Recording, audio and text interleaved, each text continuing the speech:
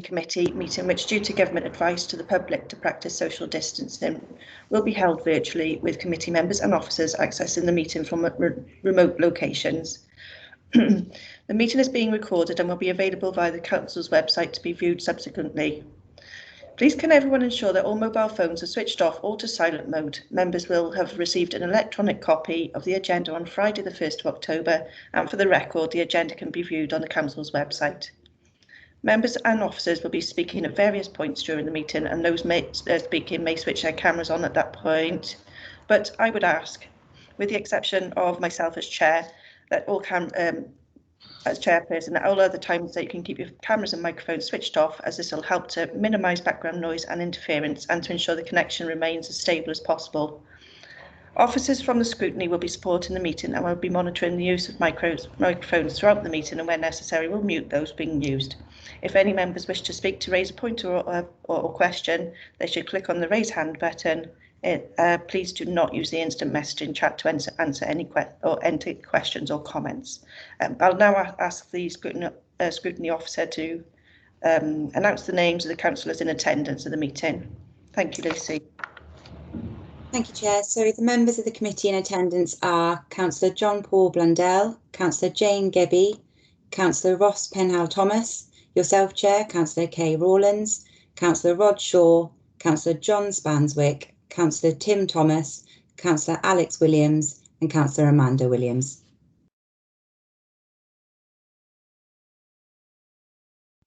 Chair, you're on mute. Apologies. Item 1, have we got any apologies for absence, please? I've received apologies from Councillor Gareth Howells. Councillor Thomas, please. Thanks, Chair. Not so much apologies. I'm going to have to shoot off at 11:30 if the meeting continues past then. No problem. Thank you. Okay, there's no other hands up. Item 2, declarations of interest. If any member has an interest to declare, can you please raise your hand?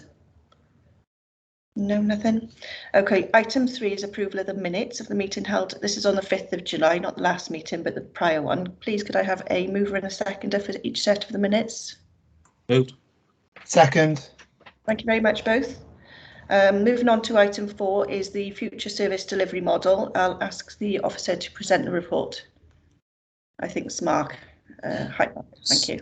Thank you, Chair. For the benefit of the tape, I'm Mark Shepherd, Chief Executive. Yeah, you have in front of you circulated a paper based on the proposed future operating model of the council. If I just give a little bit of background, Chair, I'm obviously assuming that people have read the report, so I won't go through it line by line.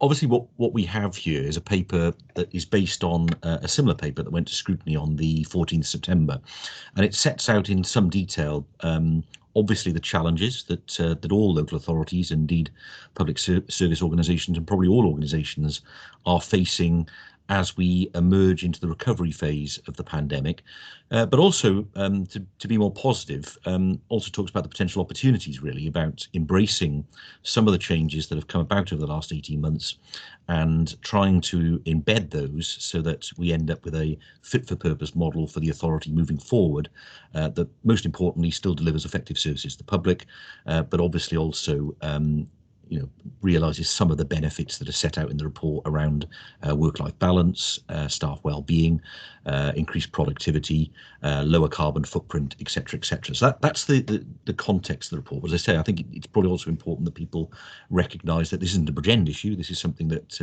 I think every chief executive I speak to in Wales and beyond is doing some similar work, and we're all really coming up. We're doing similar pieces of work really to come up with a solution which may vary slightly, but of course is likely to be similar in most organisations. So as I say, it's based on the cabinet report of the 14th September, but this particular report does also go into more detail to try and give members of scrutiny more detail and probably more reassurance really of the type of work that's ongoing, and in some detail it does list the strategic principles that we're working on to develop this model, but also some of the benefits and some of the challenges that we'll face moving forward. What we're heading towards, I think it's fair to say, even at this stage, is a model that's likely to be more blended, more hybrid in nature, where it's highly unlikely we would revert back to the way that the authority operated pre-pandemic, where obviously an awful lot of the staff worked 5 days a week, 8:30 to 5 in an office environment. It's far more likely that we'll end up with a model where there will be continued home or remote working for those staff where it's appropriate. But obviously, we also want to add value to that. And unlike during the peak of the pandemic, we want to be able to create opportunities for people to be able to work in the office when necessary. That might be because of the nature of their job, but it might also be to do with their circumstances and their own well-being, and also create better opportunities for people to work as teams when necessary. So to book meeting rooms and to come together, because I think we all recognise, including this kind of meeting, that there are many things you can do on Teams very effectively, but there are also potentially some things that work much better in person as well. So I suppose we're striving really for that balance between keeping and embedding some of the stuff that's worked really well, including the delivery of services that predominantly has gone virtual and digital, but also recognising that there are some issues and some challenges with the way that we've been working over the last 18 months and trying to address those. And that would include issues about accessibility to some services, and we've got plenty of ideas on how that might move forward.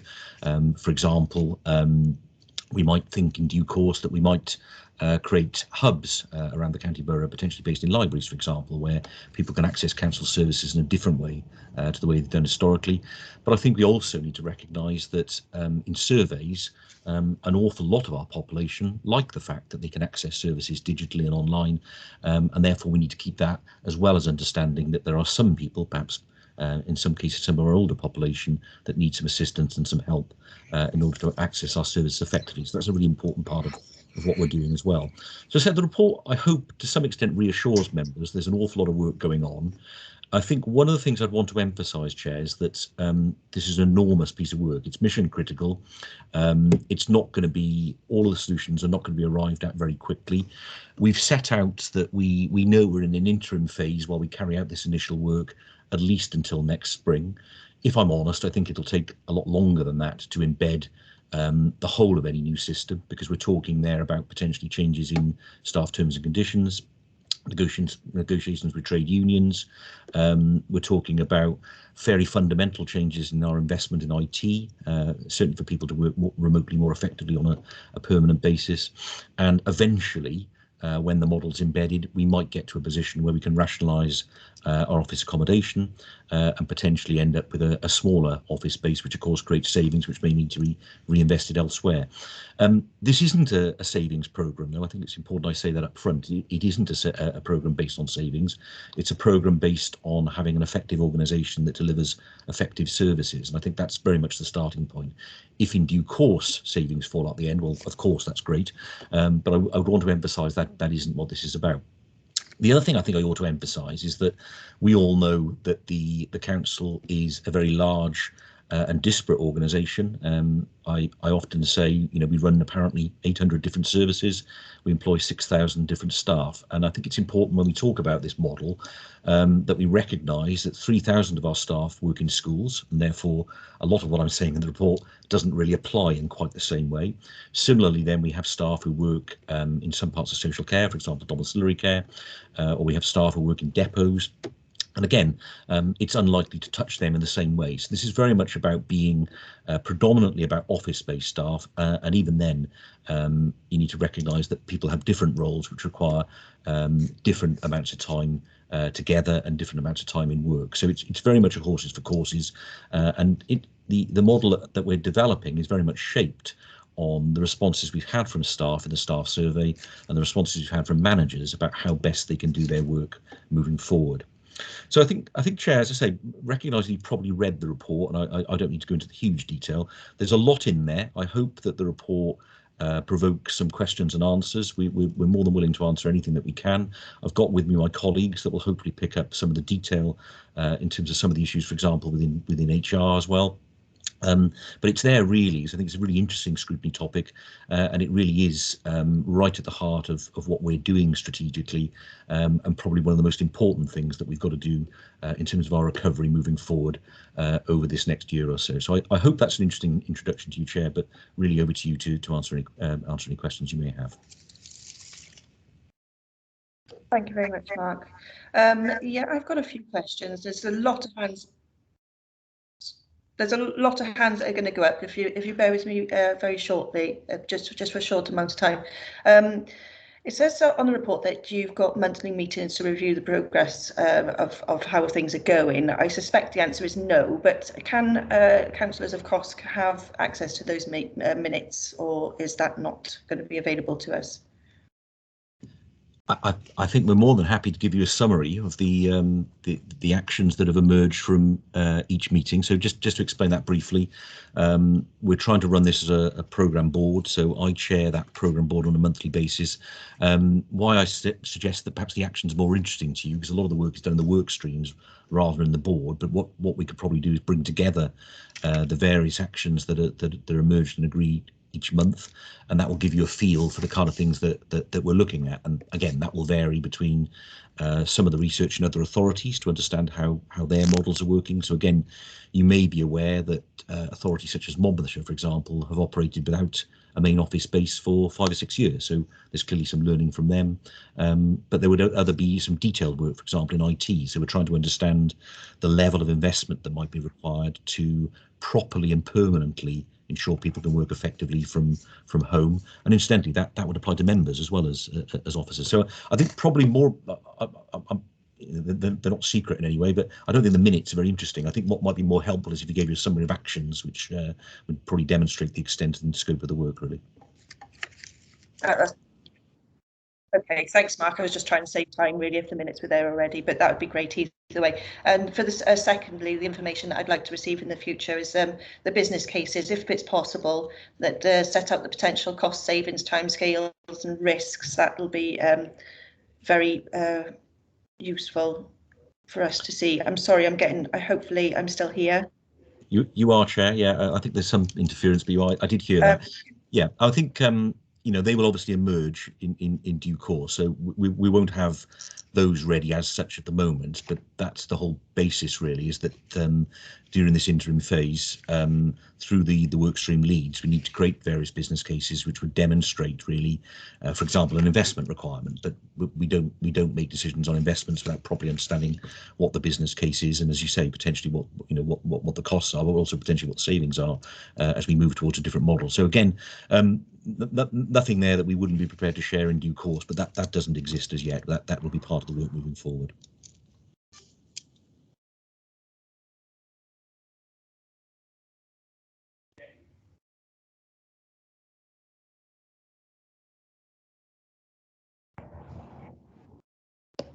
Thank you, Mark. I'm sorry, I'm having terrible problems this morning with my internet. I've couldn't even get onto it this morning. I'm in and out of signal. If I do go, I'll join again with my phone, and I was going to ask somebody if they would please be willing to take over in the meantime. But whilst I'm still here, so the last question from me is obviously you said it's staff based and based around what staff have said they want. But obviously it's not just about IT, so it's about their workspaces at home, whether they've got a comfortable space to work in, and also it's been mentioned the cost of utilities. What's going to be given to staff? Has that been taken into consideration?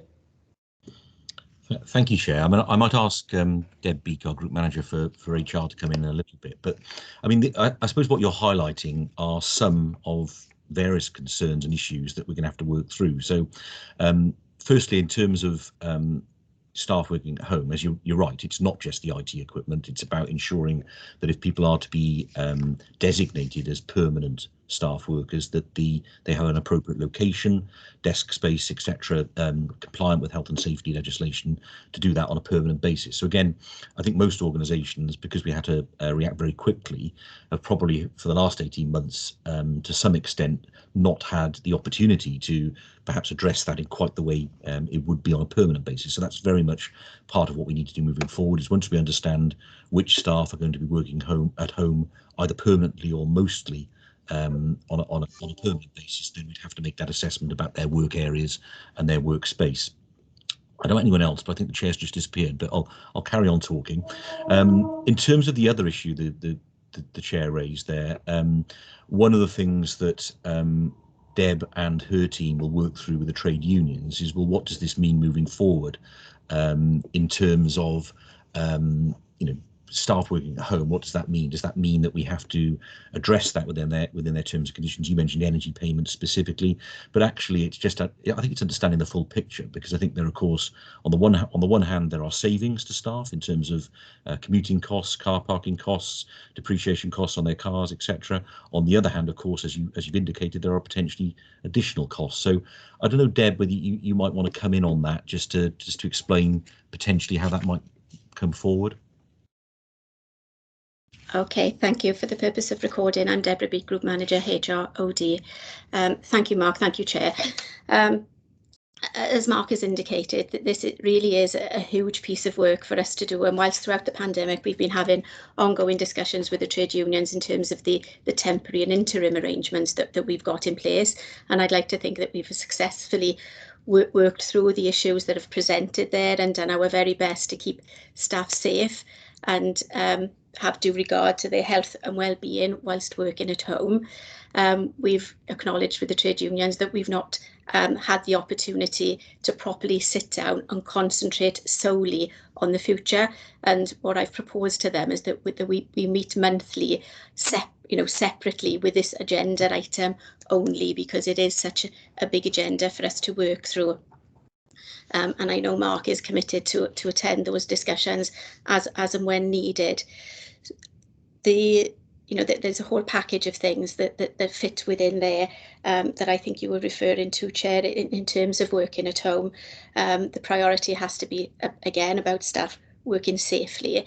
And we've had a long trial period, haven't we, during which staff have been working, and we've been able to gain feedback in terms of what's worked well for them in terms of those issues, but what needs improvement.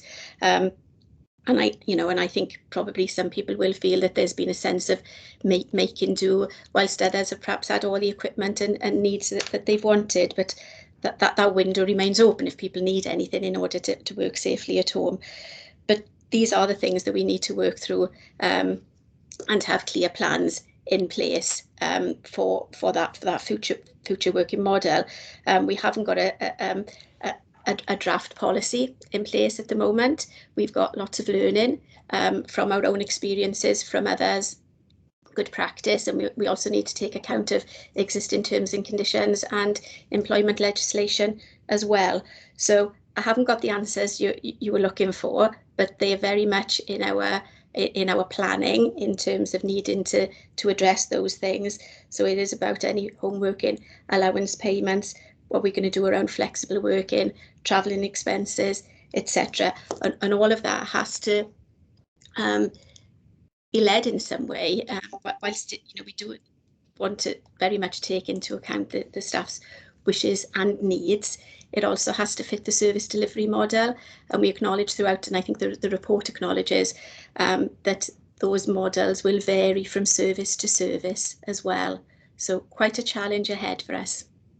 Thank you. Thank you very much, Deborah. I'll open it up to the floor. We've got quite a few hands going up, so I'll bring in first of all Councillor Amanda Williams, please. Thanks very much. In our pre-meeting earlier, I raised quite a number of questions. If I'm okay to go through these now. First couple of questions are, how are we monitoring phone calls and the answer targets at with people working from home, did we have a system in place in the offices where the phone calls were, the phone call answered targets and the time taken to answer them was being monitored, and are we able to do this at home? The reason I ask this is because I know a number of residents have contacted me saying it's taking a long time for them to get their calls answered, so they're concerned about the number of people answering calls, and also the checks on any timekeeping of people working from home. So if I could just ask those two first, then come back to the others because they're linked in together, please. Shall I answer, Chair? Do you mind? If I may. Thank you, Councillor. Yes, please, Mark. Great. Probably better to take them in bite-sized chunks. So I think those are two interesting questions. Two things there. First of all, I don't know whether it would have got to you at this point, but I did circulate to group leaders last week some analysis of phone call response, which had been requested, I think, by Councillor Alex Williams. The issue here is that we can monitor, and we do monitor, the phone calls to the customer care staff, and actually the rate of answering the calls and the productivity is better than it was when they were in the office. What we can't do, but neither could we when we were in the offices, is we can't monitor the responsiveness to people who just call, if you like, random numbers to random officers. In other words, anything through the front door of the council we can monitor, and we do, but it's more difficult and it doesn't happen on a wider basis. Now, I think the answer to that, to move ahead of that, is I think we need to move to a position, particularly if we're working more flexibly, where actually your access to the council is through that front door rather than just randomly to any particular officer. Because I suppose on the one hand, we're saying to staff, you can work more flexibly, and there aren't any core office hours, which is potentially where we may be heading. You could argue that those staff might well choose to work between 6 in the morning and 10 in the morning, then have a break for 3 hours, and then work between 1 and 7, or whatever the hours might be. And as long as the outcome of their work in productivity terms is that they do what's required of them by the next morning, perhaps we shouldn't care when they do it. The problem with that is that as far as the public are concerned, or elected members are concerned, if they're phoning those people, they may well find between that gap I indicated there, between 10 and 1, they may find they're not having any answer. Well, that might be because they're not working during those times.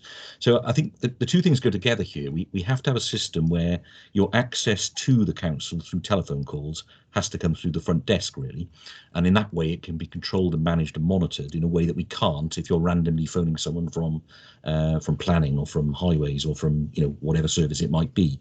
So I think it's an example of where you can change the operating model of the council, but actually the systems that feed into that model also need to change to recognise that change. And then in terms of what Councillor Williams said about how we're monitoring the hours of people's work, well, obviously we're in a very different environment. But I think my take on that is that typically in local authorities, managers have managed by presenteeism. In other words, if someone's present between 8:30 and 5, well, that's great, isn't it? Because they're there. But actually, I think we're moving much more towards a system where you're measured not so much on being there for 8.5 hours. You're measured on being given the right amount of work to do within those 7.5 hours or 8 hours, and doing that work effectively. So it's very much more an outcome-based focus. That's going to be a challenge. That's going to require training. That's going to be different. And again, incidentally, this is going to be different for different jobs. Clearly, there are some jobs, such as the customer care desk, where you're required to be there within certain hours. But I think we're talking about a radical change here. And again, our learning that Deb just talked about, when we've spoken to other organisations that have already embraced more remote working and blended types of working, it has to be based much more on outcomes and output, because there is no way when people are working at home that you can keep an eye on them in the same way as you can when they're sitting in front of you in an office. Now, culturally, that's quite a significant change, isn't it? But I think it's one we need to embrace, and we need to sort of recognise that it isn't just about people being present. Which are, you know, as I say, interestingly, I could tell you many a tale of people who are present all day, but that doesn't necessarily mean they're particularly productive. It just means they're sitting there all day. So, you know, it's a change of culture really in terms of how we address this and how we measure the effectiveness of the council and the work that's done. So I hope that's a partial answer, and I know that there have been some members who have been concerned that they've been phoning certain numbers and say, well, I didn't get a response for an hour. But I think in a way that's probably illustrated by what I said, really, is that we're allowing people to work more flexibly, and that flexibility is important, because if they've got childcare responsibilities or caring responsibilities or whatever it might be, there are obviously advantages to them, and that's come through in the staff survey. But in turn, that does mean that they're not sitting by their phone, doesn't it, necessarily between 8:30 and 5, and so that's part of what we need to work through. Thanks. I've got two more groups of questions, if that's okay. I'll try to group them in similar themes. The next one is, we've said that we've loaned staff to the vaccine programme. So I wanted to know, how many staff are we still utilising for this programme? How many are we missing from the day-to-day jobs? And on the back of that, if the council are doing anything with regards to the take-up of vaccines in 12 to 15-year-olds, because I've got two children in that age category, and I know they've had their vaccines, but a lot of their friends aren't having them, and the parents are saying they're not going to have them. And then on the back of that, then, the sickness rates, we've had 1 month sickness rates. Are we losing a lot of staff at the moment to COVID and need to self-isolate? I suppose if they're working from home, sometimes it's easier to work from home if you have to self-isolate. And the other one then linked into staff is the staff well-being. It's a positive. It's positive that so many people have seen this as a positive way of working, but just what we're doing to ensure we're supporting those who need the interaction with individuals. Maybe they live alone, and they welcome going into the office and being with other people. So that's the next batch, and then I've got one more batch after that. Thanks. Right. Again, thank you, Councillor. There's a lot there. If I kick off, perhaps Kelly and Deb might want to come in on some of the detail. I don't personally have a number in front of me, whether Kelly or Deb do, about the numbers of staff that are seconded elsewhere or into other jobs. But to just give you a feel for that, one of our challenges, I think, is that to some degree, I think there's an impression amongst the public that the pandemic's over and that everything's back to normal. But we still have significant numbers of staff carrying out TTP, test and trace, assisting with the vaccine programme. We still have significant numbers of staff isolating. We have some staff off with long COVID. But more important than any of that is actually the number of staff that have had to be moved to where there are additional pressures within services caused as a legacy of the pandemic. So that's particularly within social care, but it's also within early help, it's within homelessness, and indeed elsewhere. So what we have are multiple things, really, which are causing stresses on our staffing complement. So again, Deb and Kelly may have figures about numbers off. I don't have that to hand, but I think it's a wider picture. It's trying to get an overall impression of the pressure that the organisation is under, the challenges the organisation is facing, and then that is compounded by the fact that we are then struggling to recruit in so many areas. So most obviously social care again, but we know we have certain problems with drivers and HGV drivers in particular, whether we're employing them directly or whether they're contracted. And now obviously within the catering staff, I think we've got 160 vacancies within the catering service as well. So it's almost a combination of all those things. So some sickness, some transfer of staff, and additional pressures that are causing enormous pressure on the system overall. The second question then on 12 to 15-year-olds, we unfortunately, even if we wanted to, we can't make people vaccinate their children. I think that's been fairly clear based on guidance. So like all vaccinations, really, it is voluntary. We haven't gone down the route of which I think they were contemplating, certainly in England. We haven't gone down the route in any of our services of saying people have to be vaccinated. Generally, our take-up of vaccine is pretty good. I don't know, again, the figures on 12 to 15-year-olds at this point. It's relatively new, isn't it? But I think that's a challenge moving forward. It's really, for me, it's about continuing to push the message that the advantages of being vaccinated far outweigh any perceived risks. And I know that's difficult when there's a lot of literature and a lot of social media activity around this, but that's the message I would give. And then I will hand over to Deb and Kel at this point, because they're much better able than I to talk about well-being, but also they might want to pick up on some of the detail I potentially have left out on those first 2 points as well. Deb, are you happy to come in? Yeah, yes, thank you. In terms of vaccination and TTP, the numbers that we've actually got full-time seconded to those areas now are relatively low compared to what they have been, but nevertheless lots of interaction between our organisation and health to ensure, and the other organisations involved, sorry, to ensure that resources are in the right place. It's been quite a challenge, because you can imagine the spikes that we've had since March of last year in terms of the activity level. So there have been occasions where we've managed to persuade staff and managers for staff to be released, only to find that perhaps they're then not needed, and then all of a sudden, but then we've had a spike and we've needed to mobilise staff quickly. So we've had lots of support across the council to try to match demand. RCT lead the TTP arrangements, and I think that they've become that they've put new different arrangements in as time has gone on to ensure that the flux in supply and demand is better managed, is what I would say there. Unless there's any questions there, I'll move on to the self-isolation on COVID. At the moment, we've had some new guidance, which has meant that less people have to self-isolate, and as the member said, with staff working at home, that really hasn't had an impact. Obviously, if staff are suffering symptoms and diagnosed, then clearly they have to be at home, and in some cases they're unable to work then because of illness. I'm pleased to say that we've got relatively small numbers of staff suffering with long COVID, but obviously we'd be happy for that position to be nil. So that's the situation there. In terms of well-being, we've been putting lots of things in place throughout the pandemic so that staff can access different resources for themselves, but also mindful of the working situation. One of the pilots that we've put in place, and I see this sort of thing happening more and more during this interim period, has meant that we've allocated specific desks for people to book in through discussions with managers if they are experiencing challenges at home for a variety of circumstances, whether that's because of the nature of the work that they are doing, their home circumstances.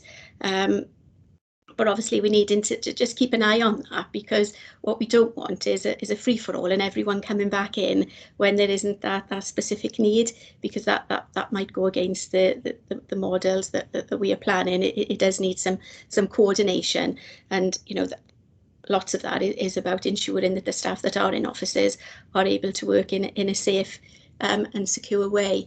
So just looking at some figures here, I think we've got some 10 staff, I think, for wellbeing reasons that are in Ravenscourt. Staff feedback we get in is that staff are benefiting from those arrangements. Sorry, I think there are some over 200 desk spaces that have been booked up until September. So there's lots of usage of those arrangements. And the next pilot that we want to put in place is one where we have opportunity for more meetings.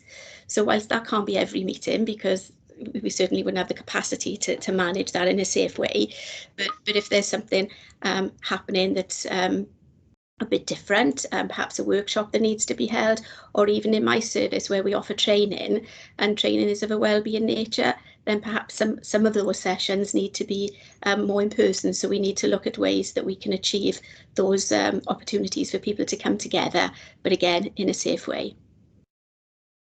Thank you. Thanks very much. Can I ask my last group of questions? Is that okay? And then I'll let everyone else speak. Yep. Carry on. Sorry. We talked about the digital transformation, and we're going to accelerate that. I just wanted clarification. I know you did touch on it briefly about the elderly who are not IT literate and what we can do to support them, not just by helping them to go online, because I know my grandmothers, you could help them, give them every minute of the day to help them, and they just simply wouldn't be able to deal with it, and they're not comfortable, and they do get stressed with that sort of things. What are we doing to ensure we don't miss those people? And then finally, what savings are we making from the civic offices at the moment being closed or being limited access? But then how's that been offset against the purchase of equipment for working at home? Because I'm assuming we've had to purchase a lot of equipment. And you said it's a long-term project, but have you identified any council-owned premises that could potentially be sold off as a result of moving to about 30% of people working from home? And that's me, Den. Thanks. Thank you, Councillor Williams. Okay, thank you, Councillor Williams. Yeah, a couple of points there. In terms of the digital piece, I mean, obviously by default over the last 18 months, the vast majority of our services have had to be delivered in a different digital way. So I think it's probably fair to say that that transformation and that move, that shift towards people receiving things digitally is probably accelerated far quicker than had we been in a different scenario. You rightly make the point though about digital exclusion, and that's something that in the project we've been very, very clear on, is that moving forward we need to ensure that there is no one falling down any gap, and the way we would do that is that I still anticipate that for those that don't want to access services online, you would still be able to book a slot for someone to assist you to, I don't know, complete a form or to get access to a benefit or whatever it might be. Typically, in the first instance, that's likely to be at Civic, but that's no different to as it was pre-pandemic. I think my take on that, though, is wouldn't it be better in due course if people didn't have to travel all the way into Bridgend to do that? And then, therefore, what I would like to see moving forward is where, and I mentioned libraries earlier, is where, for example, there is a local base where people can be assisted by a member of staff to have access to filling in a form or even be talked through how, you know, with them online, how to do it, or whatever best suits really. So that there are different ways of people accessing services from the council other than just being able to do it at home online. Now, as I say, I don't want to lose the stuff that we've gained over the last 18 months. We know from the budget survey, the vast majority of the public who've responded actually want to access their services online. They don't particularly want to come down to civic offices to do these things. So it's just recognising that there are those that either won't or can't, and putting in alternative arrangements for those people, and we are committed to doing that. But I do want the default to be that people generally can access services from the comfort of their own home if they're willing and able to do so, because the experience and all the feedback we've had over the last 18 months is that for the majority of people in the county borough, that's beneficial. But I think you make a fair point about those where it doesn't suit. We do need to have alternative arrangements. In terms of your question then about timescales and about potential savings as well. I think at the moment the savings are relatively limited because both Ravenscourt and civic offices are still open. There are still staff in them. You'll know Ravenscourt is our mass vaccination centre. We get a payment from the health board for that. But in relative terms, we're still heating it. We're still paying rates, we're still caretaking it, and even in civic, while obviously it's much emptier than it was, the savings are marginal, aren't they? We're still cleaning it. In fact, we're cleaning it more thoroughly than we were before, and we've still got a lot of those fixed costs that we would have had previously. If however you shift this forward, so you know, don't know whether we'll all be here, but if we were sitting here in 2024, for example, and we've embedded a different system of working, I would envisage moving forward that potentially the council might be able to either release Ravenscourt or some wings of it, or alternatively Ravenscourt might be used differently. So we're talking to some of our public sector partners, such as the health board, such as the police, such as some of the RSLs, about, well, is there a different model where we're talking about shared space, so rather than everyone having their own separate office accommodation, is there something that brings people together, which might also be effective from a partnership working point of view? And or you know, is there some of that building that could be released for the private sector because it's prime office space in the town centre? So I think we're committed to keeping civic offices. Personally, at the moment, and with feedback from elected members, group leaders in particular, there's a feeling for the time being that the council needs to retain its civic offices as its very visible and tangible base within town. That would be its democratic base. So, you know, we will still have the chamber. We will still hope to hold meetings in due course, maybe on a hybrid basis, and there will still be somewhere that people will see the council's presence. But beyond that, I think there is an opportunity, as we've already done, for example, in losing Sunnyside before the pandemic, there is an opportunity to rationalise our overall office space when we have this model embedded and when we're clear about which staff need to have access to office on a regular basis. So, and of course, that in due course, I couldn't give you a figure, but that in due course would obviously either create a capital receipt or a rental income from Ravens Court, and that is, you know, probably at the end of this process is where you begin to see some of those savings. But we've also touched upon already, haven't we? There are also potential additional costs in terms of investment in IT and potentially some of the changes in terms and conditions that Deb touched upon as well. So I hope that answers your question, Councillor Williams. But you know, that is obviously part of the process as we work through this. Thank you very much, Mark. I'm not going to come up in order now. I'm going to bring in two councillors that had questions from the pre-meeting first, and then I'll go to the others if that's okay. So first of all, I'll bring it in Councillor John Spanswick. Okay, look, thank you, Chair. Let's put my lower my hand. Have I loaded? Oh, yeah, no, I haven't. Right, okay, yeah, thank you, Mark. And great report, and there's a massive amount of work ongoing and will be for many years to come. But the title of the report, Future Service Delivery Model, and a little bit disappointed that there's nil or very little mention of councillors and elected members as being part of the service delivery model moving forward, and how we're going to work and adapt to change. And I do feel that the council perhaps a little bit risk averse at the moment in just getting councillors, those that might want to go back in the chamber. I know there's IT issues, but just going into members' lounge, maybe a few members might want to meet to discuss something or meet a member of the public.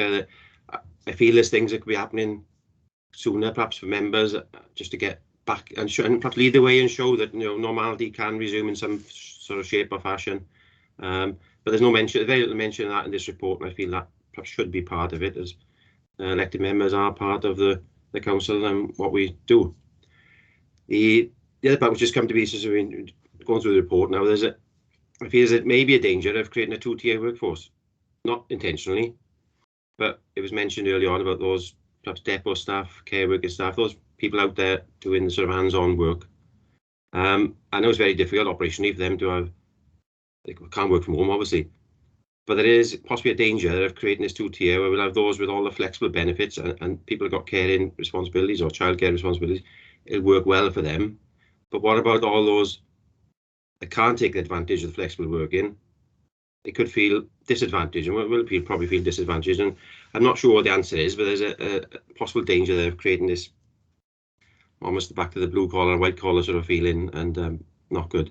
And the last one, and it's possibly for the future, hopefully not though, could this be the next PPI scandal, where there's somebody out there, companies out there waiting to start creating these claims the staff could put in for not having the ergonomic, the desk, the home setting set up. I was wondering what we do with that at this stage to record what's been done, because I'm sure somebody is going to come up with this will be the next PPI saga, and there'll be claims coming in left, right and centre, just like vibration white finger and all other things. So there's a health and safety warning there, I suppose, which I'm not sure I'm not aware of, but how we deal with it, recording it now. Thank you. Thank you, Councillor Spanswick. Again, I'll try and answer them in turn, and perhaps Kelly might want to come in just to offer a legal perspective, perhaps, on some of it. The first one, in terms of members, absolutely, members are a really important part of this model. There's two or three things perhaps to say there. First of all, I suppose what I envisage is the same way as when I talk about officers having a blended or hybrid model. The ideal would be that members would also. So again, if I shift forward a year or so, what you'd like to be able to see is that you have a choice of attending meetings either in person, perhaps in the chamber for council, but perhaps if you don't or you can't attend in person, you can access that meeting online. Now, unfortunately, for the bigger meetings such as council, that does require quite significant, I think, software investment, particularly around voting.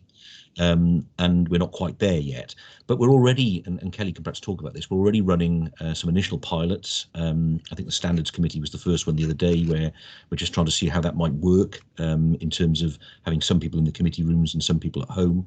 And I think we can probably reasonably quickly introduce something for some of the smaller meetings quite soon. And again, members will in the same way as officers, members will need to make a choice really about whether they prefer to come in for those meetings or whether it suits them to not do so. So I think that's absolutely right. I think the other thing I'd say is that we are, of course, having local government elections next May. Last time, I think there was a turnover of elected members of around about 25, 26 or whatever it was. Who knows how many it might be this time, but I think there's an opportunity, isn't there, as well, post-May, in terms of new models of working.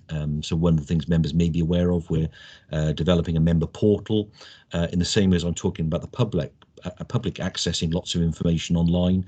I would like to think that members too will be able to access a lot more information online through their portal. So I think, again, these significant changes and shifts in the way that we do business will apply to members in the same way as officers. And I apologise, Councillor Spanswick, if the report is light on members. That wasn't the intention, but clearly some of the same issues apply to members as they do to officers. In terms of your other questions, and say Kelly may want to come in on these, but in terms of the two-tier workforce, I'm not sure it is quite that. I think it's a recognition really that, as I say, we all do different jobs, and I think clearly when we're describing some of these flexibilities, well, I think you said it yourself, you can't expect the same flexibility to apply to a domiciliary care worker because they have to be in a certain place at a certain time, in the same way as a highways inspector does, or in the same as a school teacher does, or whatever. I think we have to manage it very skillfully and very carefully, and I think communication is really important. But I do think it's an inevitability that what we're describing will only apply to some jobs and not others. And that isn't any different to authorities that are a long way ahead of us in terms of doing this. So I mentioned Monmouthshire earlier. It is just the nature of as a business, we are an extremely large employer with lots of different services. And, I don't think there is an answer. You said you didn't have the answer. I don't think there is an answer. I think that's the reality, really. We just have to say that there's a recognition that some of what we apply will apply to some jobs. Maybe part of it can apply to others, but unfortunately, in some cases, none of it can apply to particular jobs if they're required to work out of the office and around different venues at certain times. In terms of the PPI scan, it's an interesting point. I mean, clearly, health and safety is a really important part of what we're doing moving forward. I mean, both in terms of, first of all, safe environments. So everything we're doing here, and the approach is quite deliberate in terms of being quite cautious in letting people back into the offices, because first and foremost we have to ensure from a COVID point of view that what we're doing is not exposing people into an environment where they're going to be at risk of the COVID risk. But you are right, there are other health and safety risks, and that is why I think there's a general recognition that during the pandemic, there were an awful lot of things, weren't there, that were probably imperfect in terms of how we had to respond quickly. And I'm actually immensely proud of how the council and its staff responded to challenges that were imperfect. But I suppose I did allude to that earlier on. I think once we've established that rather than just being placed in a particular working space out of necessity, once we've established that we are formally identifying someone as a home worker and that they are going to work at home on a longer term basis, I think that probably shifts the rules a little bit and does require us to make those assessments, as you say, of the ergonomics and of the workspace and all the things that go with that. And that is where that is a really significant and lengthy piece of work to understand whether we can do that effectively. And if we can't do it effectively in some people's working spaces, what does that mean? Does that mean that we then dictate to them that they have to come into the office? Does it mean that as long as they sign up for it themselves, that the risks are theirs? I'm not sure how that works out in health and safety law, but I suppose that's part of the challenge, really, because we absolutely know that people's working circumstances are very different depending on the kind of house or kind of flat that you live in, the kind of circumstances that are you living with 3 young children? Are you, you know, all of these things have to be added up, and therefore when we go through the process of actually identifying categories of staff, there will have to be a significant piece of work in terms of understanding beyond their screen and their laptop, which we've already done. As you say, it'll go into the chair, it'll go into the desk, it potentially goes into the lighting and all the other things that we take for granted within the office, but are obviously more significant when you're looking at perhaps 500 different workspaces dotted around South Wales where people live. So I think they're all valid points, and I don't have the answers at the moment, but they are things that are on our agenda, and they are things that we need to work through very, very carefully. Kelly, did you want to add anything from a legal perspective on that? I'm just conscious that there were some legalities in that as well. Yeah, if that's okay, Chair. Yeah, sorry, Kelly. Yeah, carry on, please. For the purposes of the recording, I'm Kelly Watson, Chief Officer, Legal, HR and Regulatory Services. Yes, Councillor Spanswick, these are all issues we are considering. If I perhaps go back to the members issue, as Mark said, we have done a test meeting in the committee rooms. At the moment, we can't use the chamber. The electronic system in the chamber is incompatible to use in Teams, but we've tried a hybrid meeting in the committee rooms. I'd say it wasn't ideal, but it's a workable solution. Unfortunately, there are very low numbers that we can accommodate. I think the rooms, when opened up, can only hold 9 in light of the COVID regulations and the health and safety assessments that have been done. And obviously, as we are finding, we need more officers present to service the meetings because of the technical things in the background. So realistically, we'd be looking at only 5 or 6 members being in the room at any one time. So the rooms are being used for a flu clinic in October, but once that is cleared, we'd be looking to do another pilot meeting in November, and we'll be approaching, once we've picked which committee it's going to be, we'll be approaching the members of that committee to see who is agreeable to coming in. We did do a very light touch informal survey a few months back, just to gauge members' views on coming back, and we didn't have a lot of response of people who were keen to come back into the office. People felt that the hybrid was working and that they would rather we took the time to do it a proper process and get it all set up rather than rush the process. In terms of members coming into meetings, again, we've got a business case for staff if they want to come in, and members are more than happy to contact us and say they've got a particular reason why they want to come in. Again, we make staff undertake a risk assessment. Our risk assessment is available for members. I've circulated it 2 or 3 times to members. Health and safety are looking at the risk assessment again in light of the changes to the regulations. But at the time when it was circulated to members, if they scored, I think it was over a 6, then the mitigation for that was that they stay at home and work at home. And the return, I didn't have many returns, but the ones that I did have tended to be in that category. Obviously, as the regulations change and think, the situation is changing all the time in terms of case numbers in the community, we can look at it again. So if members do feel they have a business reason to come in, not for a formal meeting, but for more informal meetings, then we're happy to look at that and check the risk assessments for the members and undertake the risk assessment for them to do that. Interesting point around the PPI, Councillor Spanswick. We are aware there are already firms out there touting for business, looking to get their numbers up, their claimants up. And I think that's why we are being careful. So we are making sure that those risk assessments are done. We're making sure the health and safety are involved and that the current regulations and guidance are being adhered to. All staff had the opportunity to do the Dse assessments. Quite a lot of staff were given additional kit, so not just IT kit, but desks and chairs were made available. Some people took us up on the offer, some people come in and got their own equipment from the office.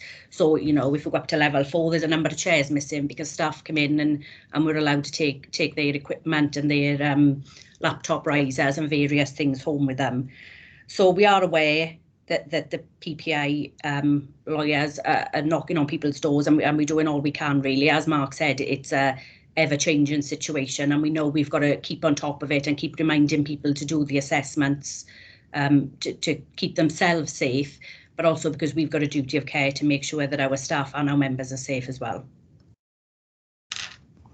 Thank you very much, Kelly. I think that's covered everything Councillor Spanswick has. Thank you, Mark and Kelly. Thanks. Thank you, Councillor Spanswick. I'll now bring in Councillor Martin Jones, please. Yeah, thank you, Chair. Good morning, all. Thank you very much for giving me the opportunity to look at this report, Future Service Delivery Model. I suppose as an advocate for the public, my position this morning would be to look at the report and perhaps add a voice and opinion on the public's behalf. Because I note in recommendation, paragraph 9, the recommendation states, note the information contained within the report on the progress that has been made with regard to the new operating model by the council. Perhaps there could have been something in there inviting contribution from the committee in relation to reviewing the new operating model. That would then perhaps indicate to the public that members are fully engaged in this particular process.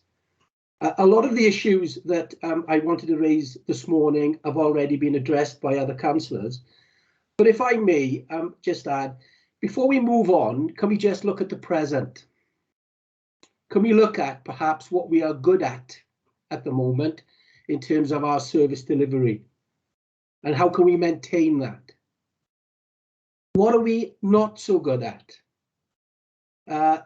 Clearly, the number of member referrals has increased significantly, which would indicate an increase in dissatisfaction. So how are we capturing that dissatisfaction, learning lessons, and perhaps looking at service delivery model that can improve on services that have been captured by that dissatisfaction? Now, obviously, I support agile working. However, I would add, what support is in place for staff? What management and supervision oversight is in place? And how do we performance manage agile working? And of course, we don't work alone in providing these services. We work in partnership. We work in partnership with the trade union movement. We work in partnership with members and communities. And we also work in partnership with statutory partners, police, social landlords, NHS, for example. And these are the issues really that I want to be reassured are being considered, because the whole challenge to the authority is that we try and meet customers and communities' needs and expectations, which is more than just that initial call. This morning, I can provide lots of examples where perhaps the initial call has been made, but there has been no further support to provide that reassurance and confidence. I'm not going to do that this morning, but I really would like to see the public voice being the spine through this whole review of service delivery, because after all, that's what we're here to do. I hope I'm making some sense. I often say those words, don't I?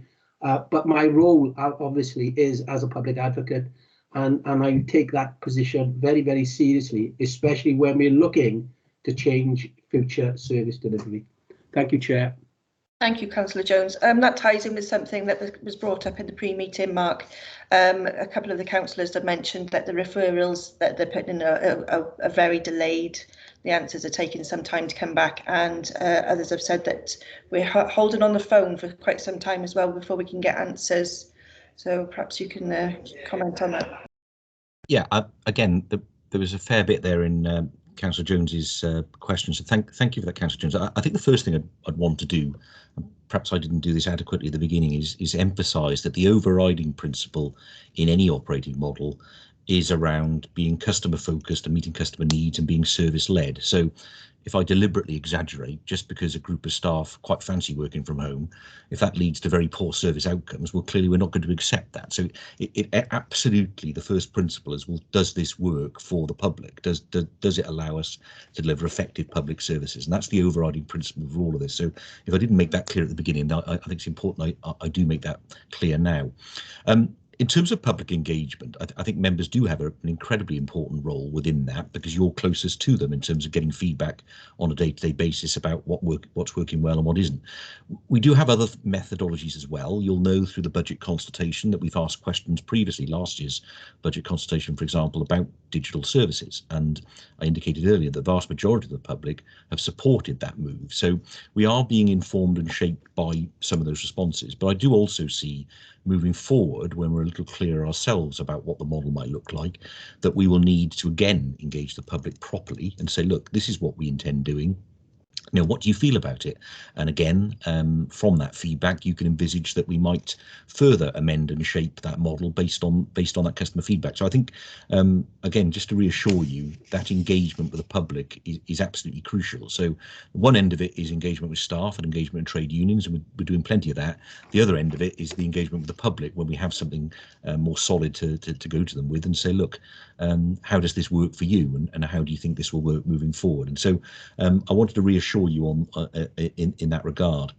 I think you asked a question about performance management, which I think I probably partially answered earlier, really. In terms of performance management, there will be different requirements in terms of training. There will be different skills that managers will need to have in terms of ensuring that their staff are both supported but also performance managed. And you know, it's a combination of them both, isn't it? So if you're not automatically seeing those people every day, then I think you have to make more formal efforts, don't you, to ensure that you touch base with them on a daily basis with a quick Zoom meeting or a quick telephone call or whatever it might be. But the real key for me, as I indicated earlier, is actually just shifting this to recognise that it's about outputs and outcomes, and it's not just about people being visible for 8 hours a day. Now that's quite a significant shift, and it's easy for me to say, and the detail behind that is quite complex. I recognise that, but that's something that, you know, we're working with HR colleagues about. How do we better support managers? How do we better train managers? How do we better induct staff into what is a very different environment? So we've literally got staff who may have been working for the authority for a year and have yet to be into the offices, and that's a very different situation, isn't it, to anything that's gone before it. So it's just, I suppose, pulling up on the fact that, you know, different models require different training, require different inductions and different ongoing management techniques, and you know, we are fully cognizant of that. The point you made then about partners, I just wanted to again sort of perhaps just emphasise to you that I think this is a really important part of what we're doing moving forward. A lot of the feedback we've had from the public in the past as well has been about, you know, wouldn't it be nice actually if we could access maybe a whole range of public services in a much easier way, potentially in the same place or from the same telephone line or whatever it might be. And so I'm quite taken by this idea of shared public spaces. I think there's something in that works for the public, because they don't always differentiate, do they, where, you know, our responsibilities end and the police starts or whatever it might be. So we need to be careful with that, but I think there's something in that.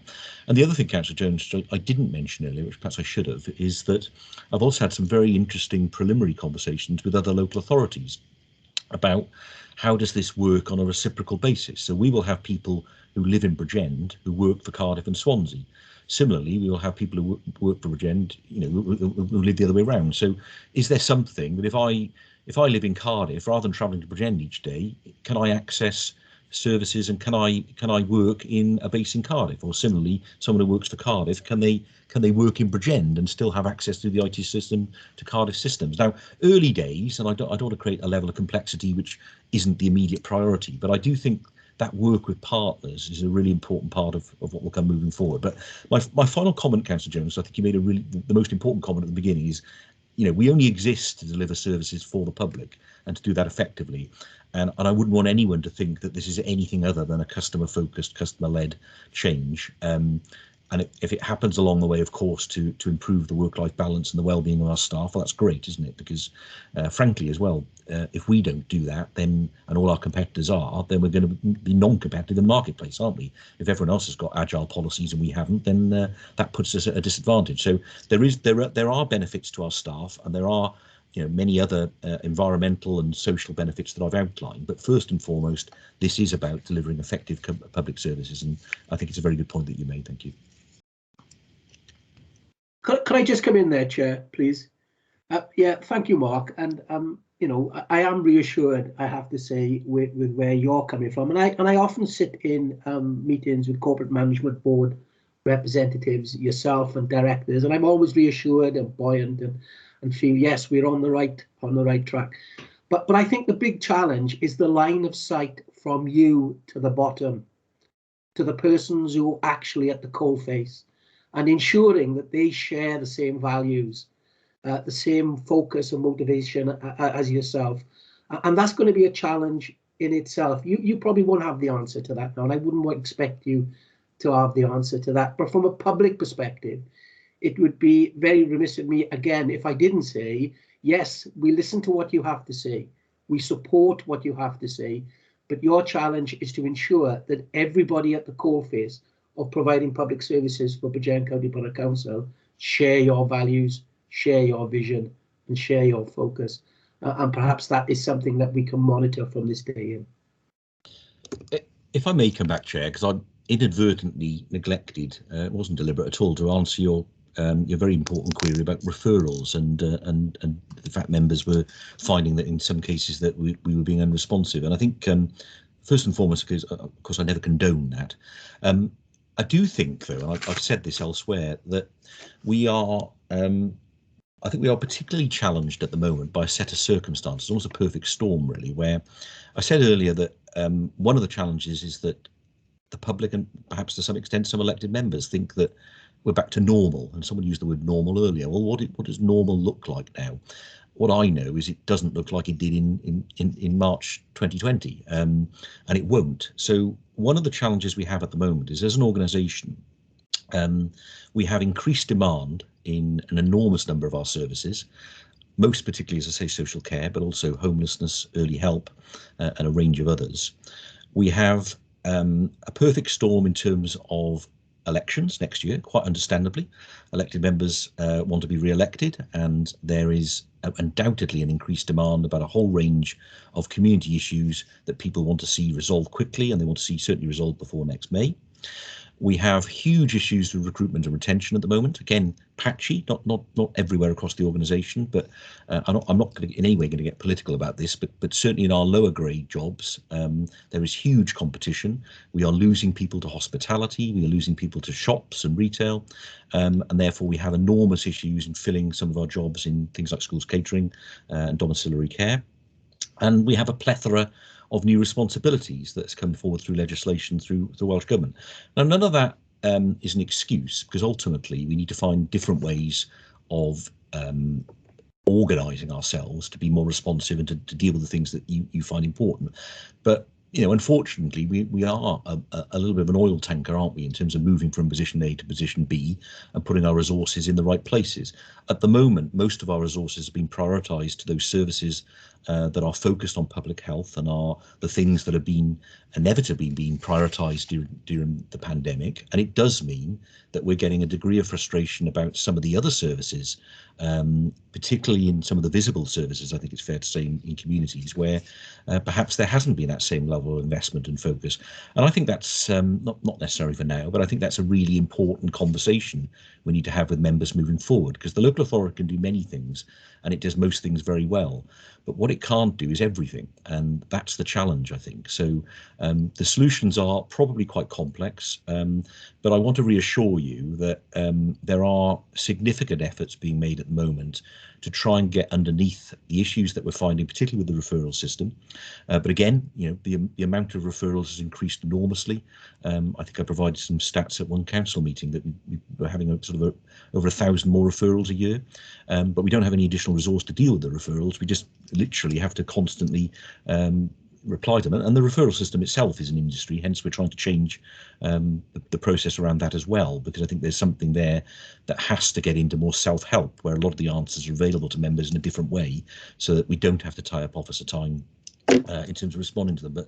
But the broad point is that the authority has to work in many different ways, and I think we're having to at the moment we're being particularly challenged, but we are also trying to deal with the things that I know many members have brought to my attention and some of their frustrations moving forward. So we're having to try and shift some resource back to that area of the organisation as well, to better respond to some of those day-to-day issues. But it is a challenge, particularly when we have so many vacancies throughout the organisation. Thank you, Mark. Councillor John Paul, as Blundell, is your question off the back of what's just been spoken about? Yes, Chair. Okay, would you like to come in now then, please? Yeah, thank you, Chair. I'm just interested in the point that Mark made about shared workspaces. Now, obviously, they're not appropriate now as we move forward, but I was just wondering if that's something that could, as we're looking forward, is that something we could bring to scrutiny to look at in more detail? Because I think that's brilliant, and I think especially incorporating things like the police and other services that people want to, especially with the police station moving out of town, I think that would be a great opportunity to change the way services are run in Bridgend, especially, and in Wales in general. So I was just wondering if that's something, not now, but in the future, we could put on the forward work programme. Absolutely. I mean, obviously, it's a matter of you. It's on the forward work programme, but it sounds to me, as long as the timing was right, it sounds as that would be a very interesting topic, actually, and something certainly I know colleagues from V2C and the police have been quite engaged with. You know, I don't think it's fully formed, that thinking at this stage, but perhaps a session with scrutiny might help that as well in due course. So yes, I wouldn't disagree at all. Great, thank you very much, Mark. Okay, I'm going to bring in, I'm having terrible difficulties in a second. I'm just going to have to turn my camera off for a short while, but can I bring in now Councillor Tim Thomas, followed by Councillor Ross Thomas. Thank you both for your patience. Yeah, thanks, Chair. Just really, if we're going to talk about agile working, just wonder if we could be mindful that some members can't make pre-meetings. So it's been I had 5 questions, they've all been answered now, really.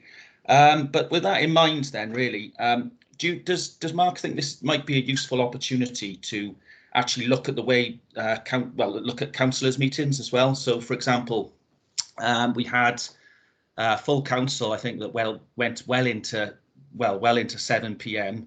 That's obviously very difficult for some people. Perhaps this is an opportunity. I mean, it's not that I'm adverse to long meetings or hard work, of course, but perhaps this is an ideal opportunity to streamline the meetings that we have already. Thank you, Councillor Thomas. Again, Kelly might want to come in on this, because I think there's a number of different parts to this, really. And one of the things that I know group leaders have raised is potentially about the Constitution, potentially about the things that are included, for example, in a council meeting, such as the announcements, the debate, and I suppose from many people's point of view, trying to make those meetings more meaningful, more interactive. And I think there is a review ongoing, I think, of the Constitution, which may apply again more for whoever the next administration is post-May. But there is something there that need to be looked at. I suppose in terms of your broader point, I think, you know, the point Councillor Spanswick made, really, I suppose some members have the same challenges as many officers in terms of their other responsibilities, be that children or caring responsibilities, whatever it might be. So I think the goal would be to move to a situation, as I said earlier, where most meetings can either be accessed online or can be accessed in person, and that would be a personal choice. But we're not there yet for the bigger meetings. I think Kelly described that. So that requires significant investment in the chamber, as I understand it, for example, for council meetings.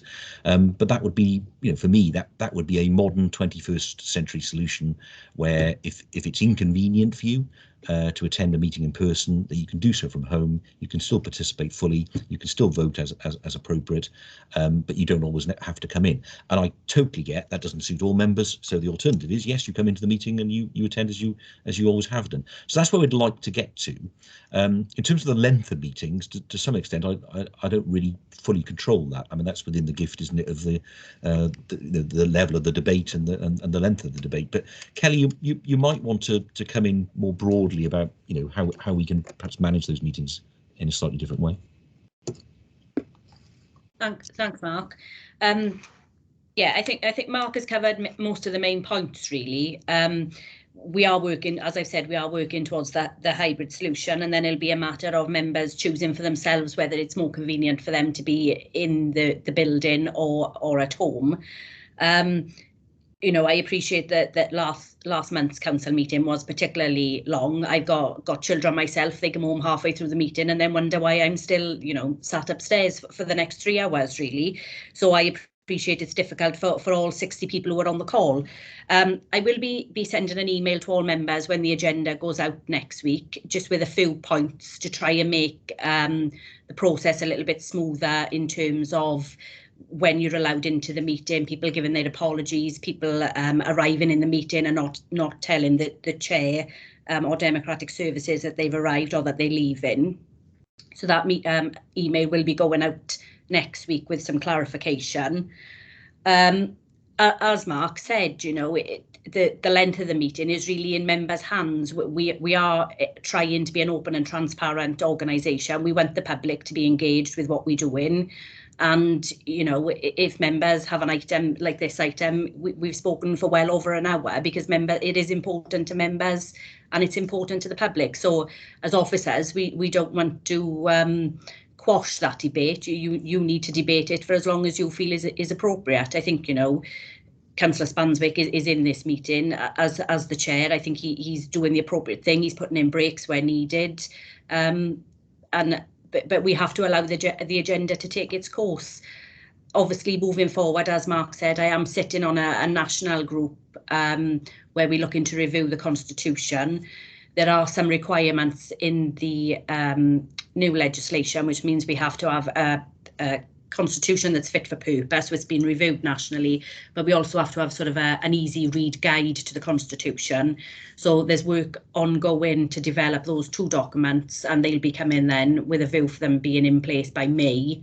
And again, when we have the new administration in May and the new members, we'll be looking at doing a schedule of meetings, and again, we'll be giving members those options, whether they want earlier meetings, later meetings, meetings to start at various points of the day. So all those options will be on the table, and we'll obviously take it away and implement what's agreed by the majority of members, really. Good stuff. Good. Glad we're being considering member diversity, particularly single parents and those parents who have got the childcare responsibilities. Not all my questions were responded. I did have one left of the 6.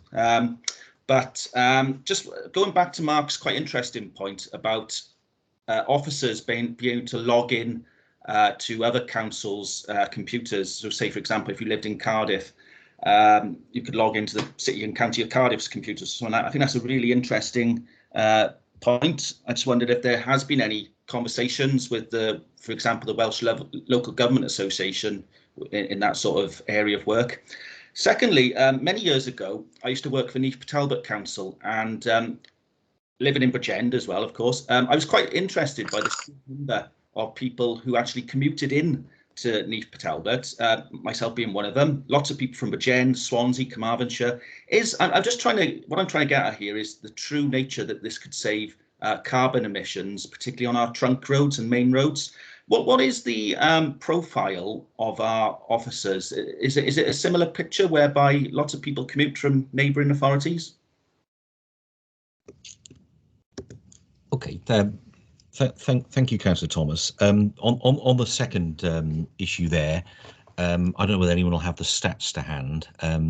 I know, I mean, it wouldn't be a surprise to you to know that most of our employees live locally in Bridgend, but then we do bring in a fair amount of people from our neighbouring authorities as well, and vice versa, which was my, I suppose, my point about the shared spaces.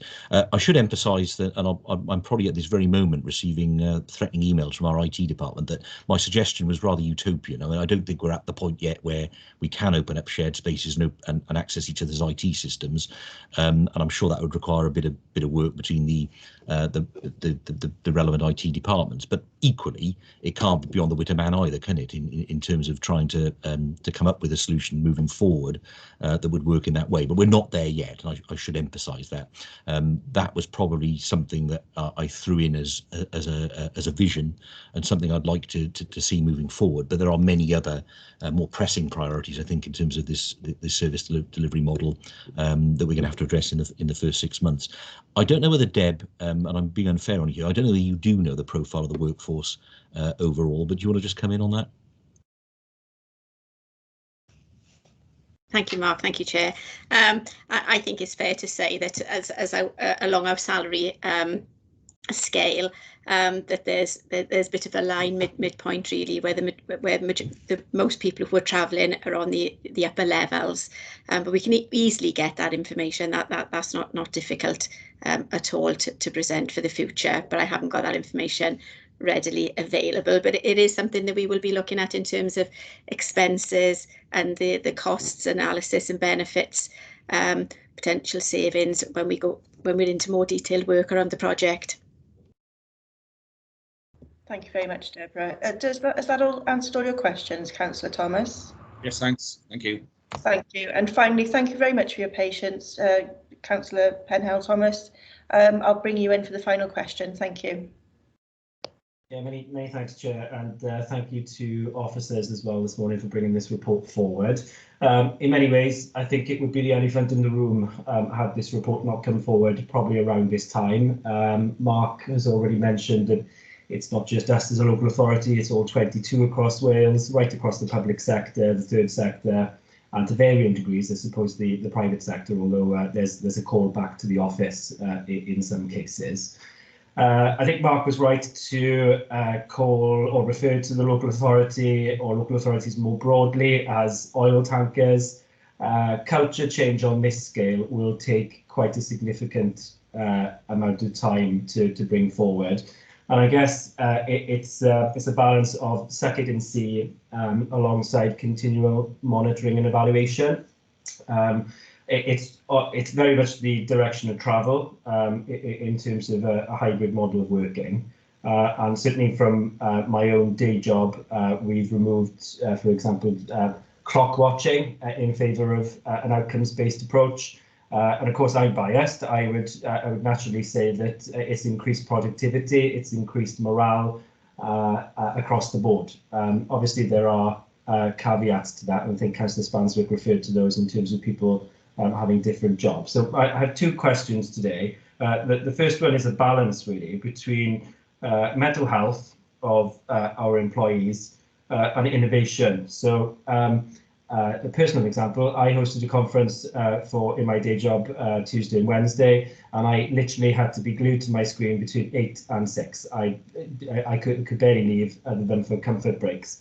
I know, and officers will know, certainly senior officers will know how exhausting both physically and psychologically it is to be at a screen, and that's probably shared by a number of officers throughout the authority.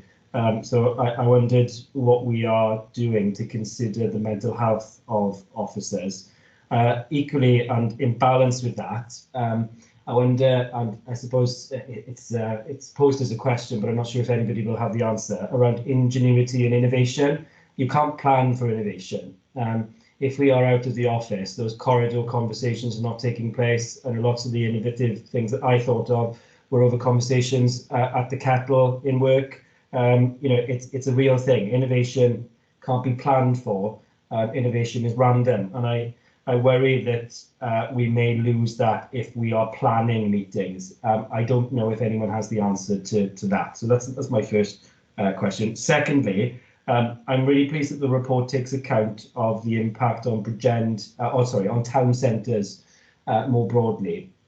Obviously, we will have had hundreds of members of staff based at civic offices who will be going out at varying times during the day, buying a sandwich in your local independent retailer, a coffee, and it would be a major boost to the economy. Now, my concern in particular is for Bridgend Town Centre, because that is the base for BCBC.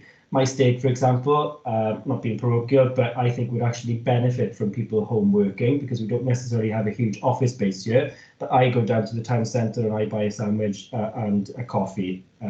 Maybe Port Call is the same, but Bridgend Town Centre, I think, will have a particularly negative impact. And needless to say, I don't think any member or officer will need to be reminded that independent retailers need all the support they can after the most awful 18 months. So two sets of questions, two very different sets of questions. Wondering if officers are able to offer some insight on that, really. Thanks very much, Chair. Thank you, Councillor Penhall-Thomas. Again, interesting questions and important ones. The first one, you touched on culture change, and perhaps I'd try and answer your questions in that regard, really. I mean, I think in terms of an operating model, we can set the parameters, can't we? We can set out in broad terms the way in which we think the organisation will work. But some of the other things that will emerge will be more organic, in my opinion.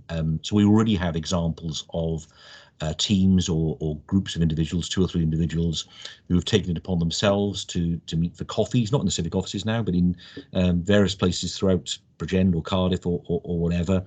And those become, if you like, the creative places where people have those conversations that, as you described, probably took place in the corridor or outside the toilet or wherever it might have been in the kitchen. And those, I think it's quite difficult to sort of assess the impact of not having those. But my gut feeling, my instinctive feeling is that those are the things that the organisation misses most. It's not so much the formal meetings, it's the fact that in many cases, informally, you would have had the opportunity to speak to someone very briefly, flag something up, and therefore perhaps when it comes as an agenda item in a formal meeting, it's not completely cold. You've already had the warming up, and that's one of the things I think that will have to emerge organically. I'm not sure we could put the solutions in for that, but I think teams potentially and managers will find their own solutions and their own ways of trying to fill some of those gaps. I think that touches upon your second point, really, and it's a really critical one. And maybe this does require some intervention. You know, it's not there yet. It's something we're thinking about. But there is this fatigue, isn't there, of literally being on Teams meetings back to back all day. Now, again, depending on your job, will be the extent to which that happens, but I know personally, unless I'm careful, literally one meeting rolls into the other, and you don't even get the benefit, as you would have in civic offices, of walking downstairs, which would have given you a 2-minute break or whatever it might be. We may have to think about that. We may have to intervene. We may have to think about limiting screen time. We may have to think about automatic 5-minute or 10-minute breaks in Teams. The meetings aren't scheduled for an hour; they're scheduled for 15 minutes. I don't have all the solutions, but I do understand the point, because I think it's an emerging issue, isn't it? Where, you know, I don't think it can be good for anyone, can it, to just simply sit in front of a screen all day. So I think it's a valid point. Haven't got the answer at the moment, but it's certainly one of the things that we need to think about moving forward. The second point then on the town centre, I deliberately made within the report, because I am acutely aware that we're talking here potentially anyway amongst people who generally will be supportive of the direction of travel in which we're going, that there will be a body of people, a cohort of people that perhaps will be less enthused about it. I think the broad thing I'd say, and I hope I can do this empathetically, is that regardless of what the council does, then town centre traders need to adapt regardless in terms of the different environment in which they're having to work. So, you know, the council's staff are an important part of their business, but actually it's not just us. You made the point yourselves that there's scarcely any public organisation, or indeed any private organisation, that isn't reviewing the way in which they work and whether they need to be in the office as often. So I think there's a challenge anyway, isn't there, to town centre traders to adapt and to be different, and if that requires them to potentially invest in online solutions or operating in a different way, then I think our role as a council also has to be, and we are doing this, in terms of being supportive to them about how they can make those changes, how they can be more effective and fit for purpose moving forward. but I don't think you could rely on the the £5 from the council employees being the future of your business moving forward, because I think you're swimming against the tide if you do that. Now that's I hope that doesn't sound too harsh, because I want to understand that this, I absolutely get that, and so hence the council is trying to do everything it can at the moment to support the town traders in terms of the car park offers, the rental concessions, and a range of other things that I think you possibly got the last scrutiny meeting in terms of our economic strategy about how we can help local businesses. But I think you've also got to accept and acknowledge that things have changed significantly, not on a Bridgend basis, but on a national basis over the last 18 months. And therefore that does require as well that businesses also look at how they can adapt and be different moving forward. So I absolutely get your analysis, Councillor Pennell-Thomas, and I actually agree with your analysis that I actually think peculiarly it may be beneficial to my Steg and Porthcawl because they don't have the same office space. It's Bridgend Town Centre is the particular problem or issue, and we are very, very minded about that, and there are specific officers looking at how we may be more supportive and how we can help that moving forward.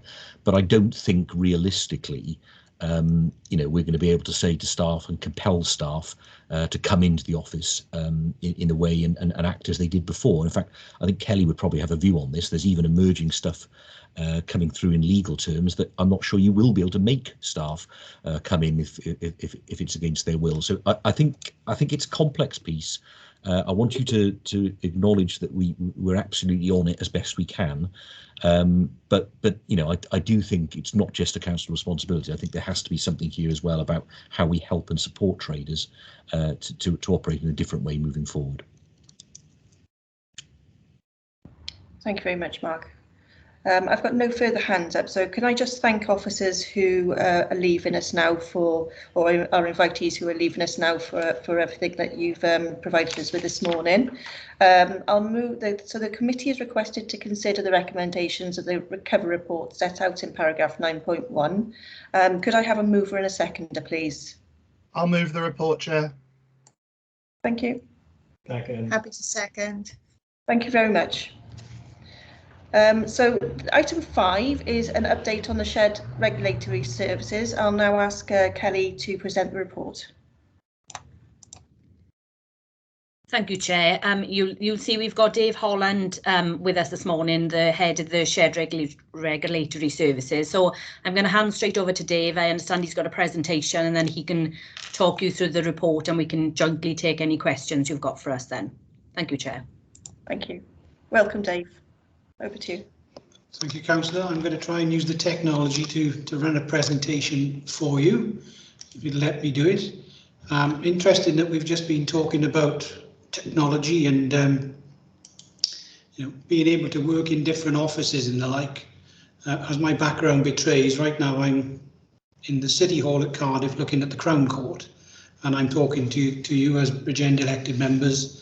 Yesterday I was in the Vale of Glamorgan and I could access all my Bridgend systems as if I was sat in Ravenscourt. So we were an early adopter of that technology that the committee's been talking about, because it was the only way we felt we could properly serve residents of Bridgend, is to be inside the Bridgend system as well as being inside the Vale, as well as being inside Cardiff. And much of the credit for that has to go to Martin Morgans and the ICT leads in the other two councils.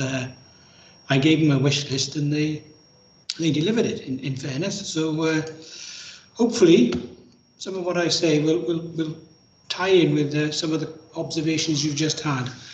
So hopefully, Chair, you can see my screen. And I am going, hopefully, to take you through a little bit of a slideshow.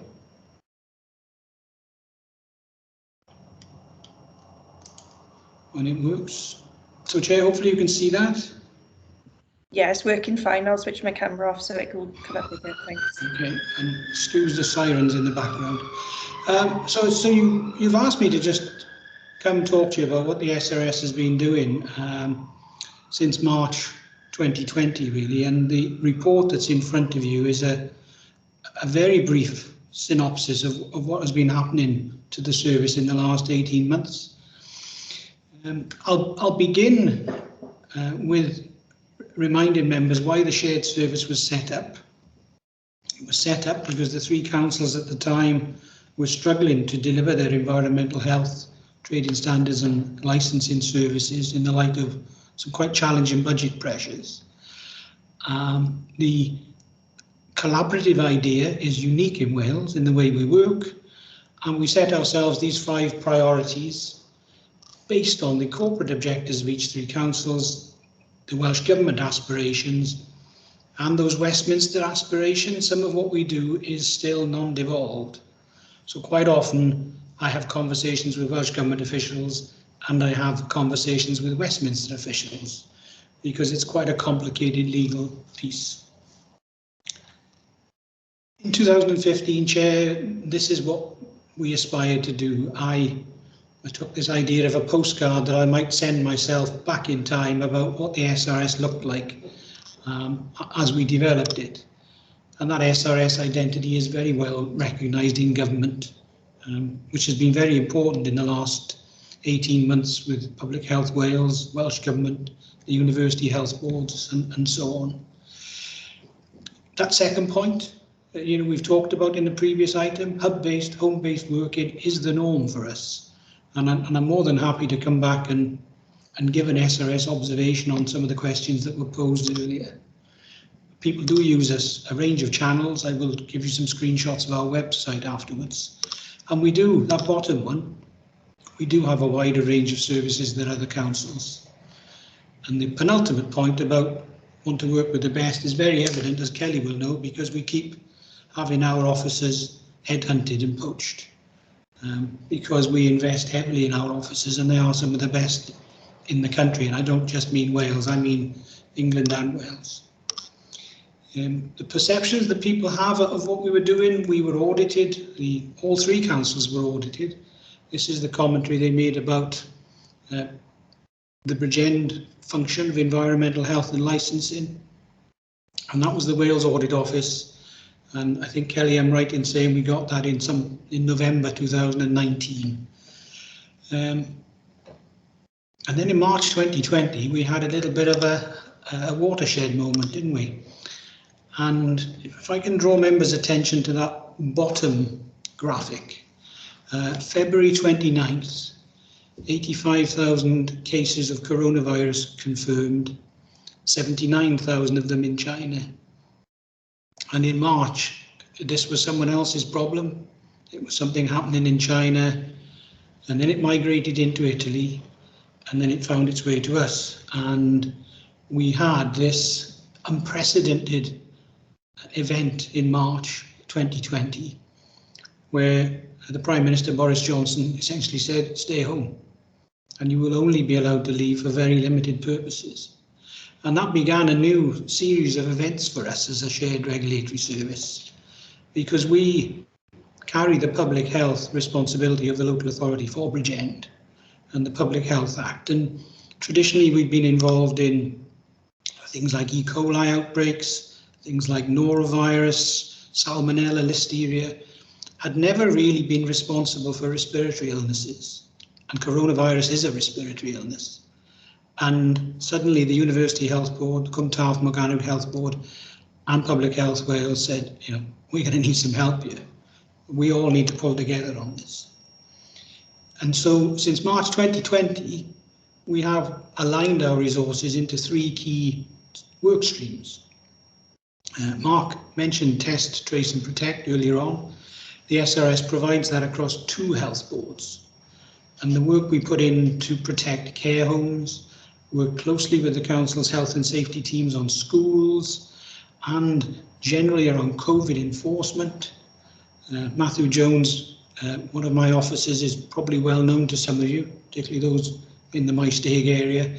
Matthew has played a blinder in helping businesses as well as enforcing the rules in helping businesses. And then more generally, those nuisance and community matters.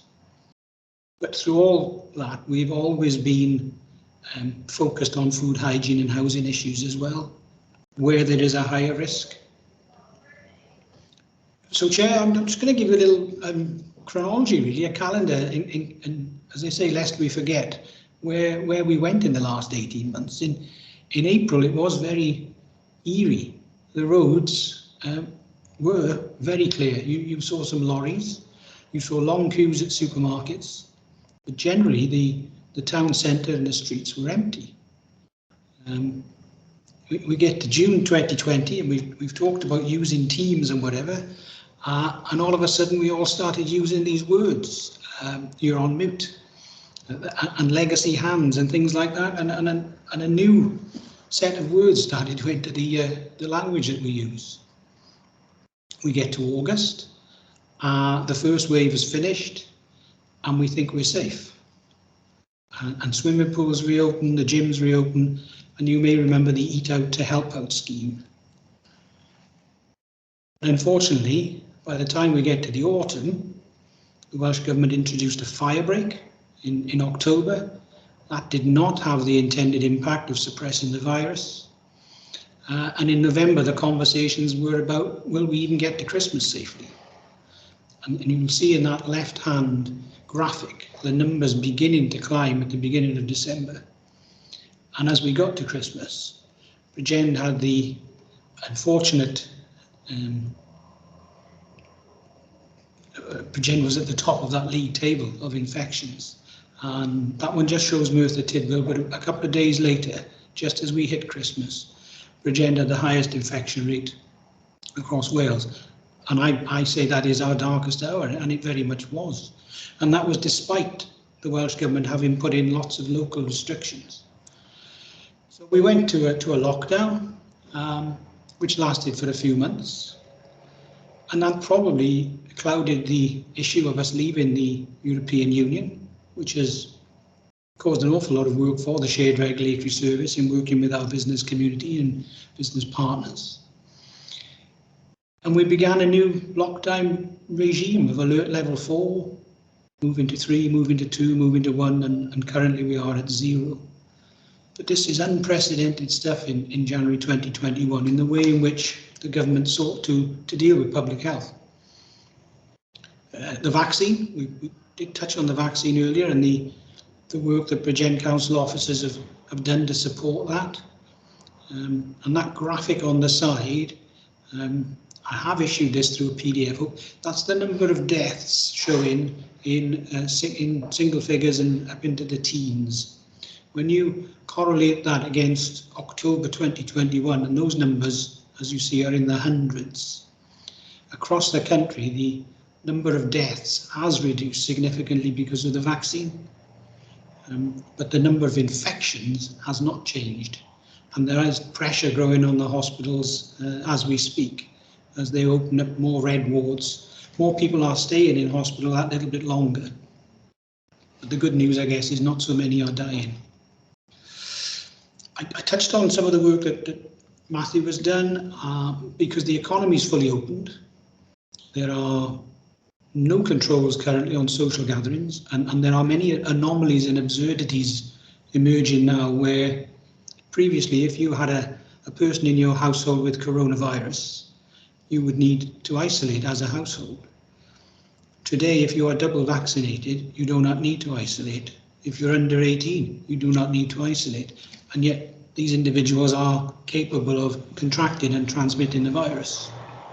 So there are some strange developments here, and we continue to talk to the Welsh Government on these issues and developments just to make sure we keep our communities as safe as we can.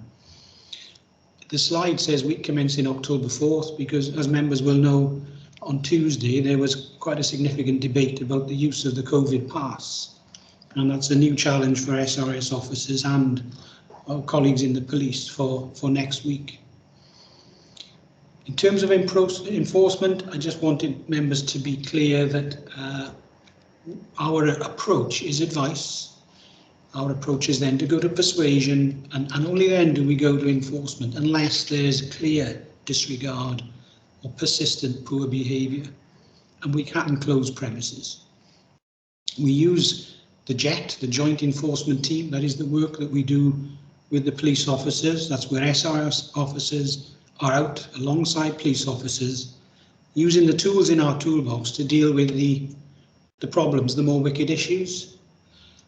And the SRS website, which is one of the channels we use, just shows you some of the work that we've done and were doing at the time. You know, we had to serve 351 improvement notices. 134 of those were in Bridgend, as you can see from the slide.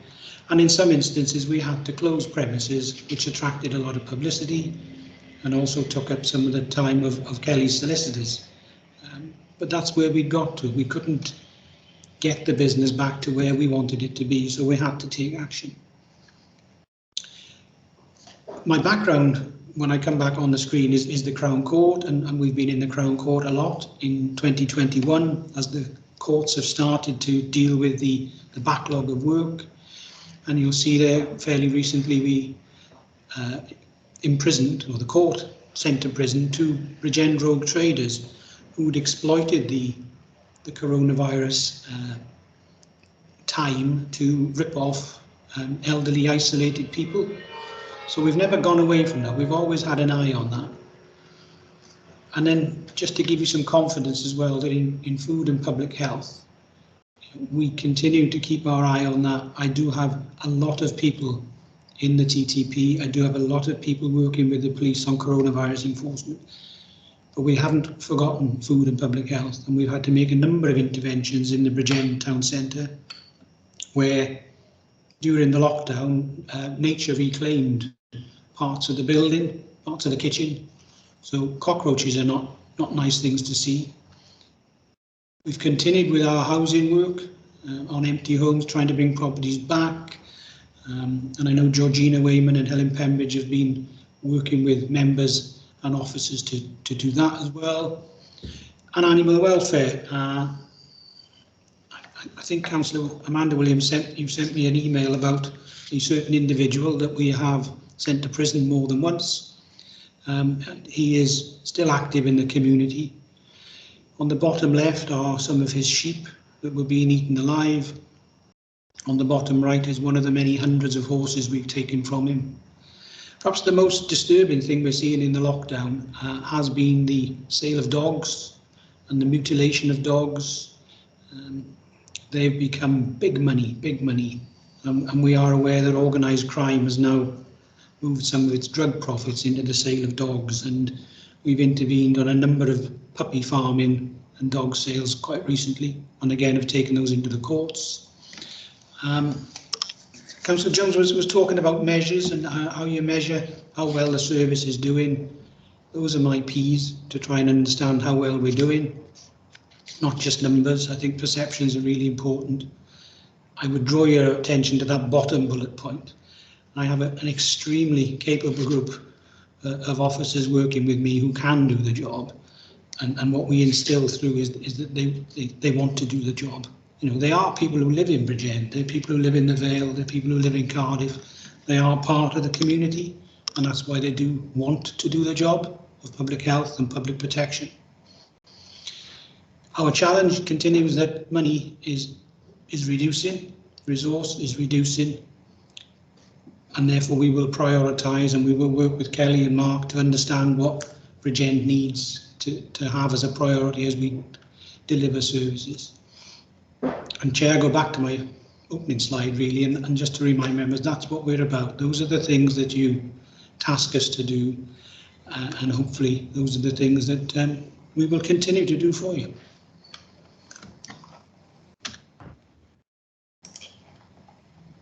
Thank you, Dave. That's a very good presentation, and the way things have been dealt with over the last couple of years have been an absolute credit to you. I had a couple of questions and comments from people in the pre-meeting.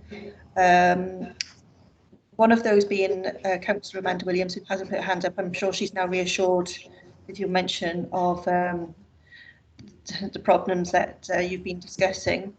Amanda, would you like to come in first to close that off?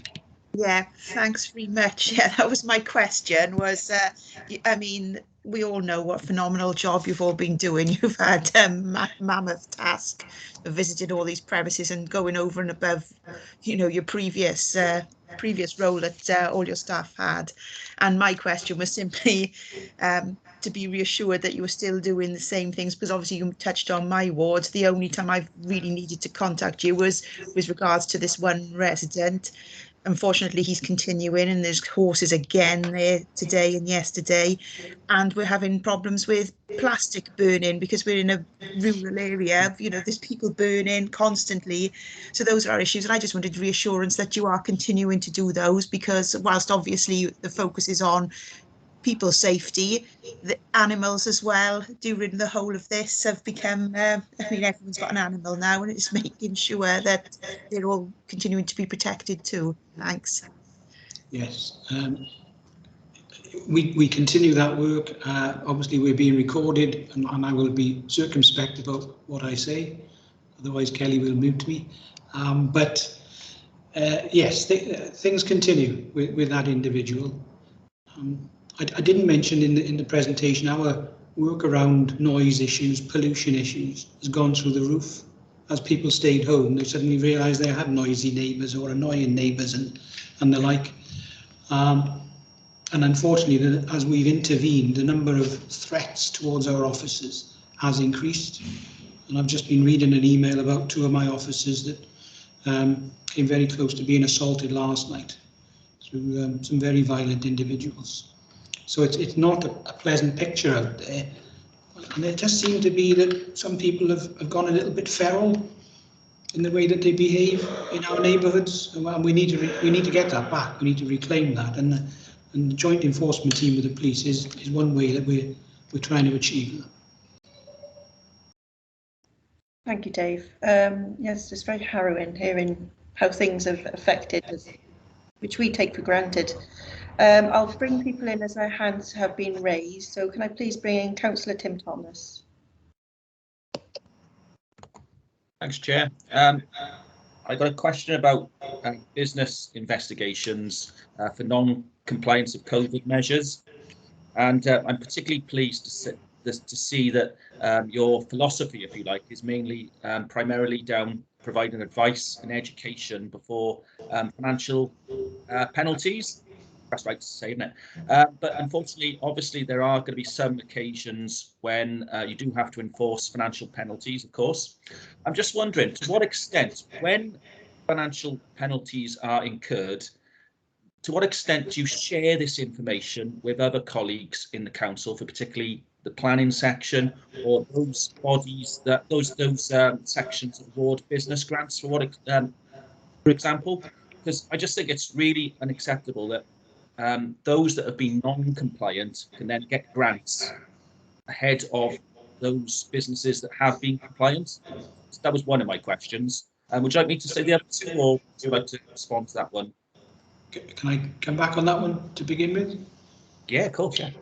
So yes, so our philosophy has been to start with advice and then go to persuasion, because the regulatory controls, as we move through different levels and alert levels, literally changed week upon week, and it's a tough enough job as the enforcement agency to understand those changes and embed them into your head to go out, let alone for a business community. But where there was persistent poor practice, then we would impose penalties. And every time we've intervened, one of my slides, as you see, we've put on the SRS website, and there is a link to the SRS website from the council website. We are required by law to publicise the actions that we took against those businesses. The observation you make about communicating that with planning is probably very valid, actually, and sometimes, I put my hands up, we are better at communicating with the outside world than we are with our colleagues inside the council. And where previously, pre-lockdown, we would have had more interaction, I would have seen my planning colleagues more often. Now we're operating remotely. There probably is a gap there, Councillor, that we just need to make sure that we fill.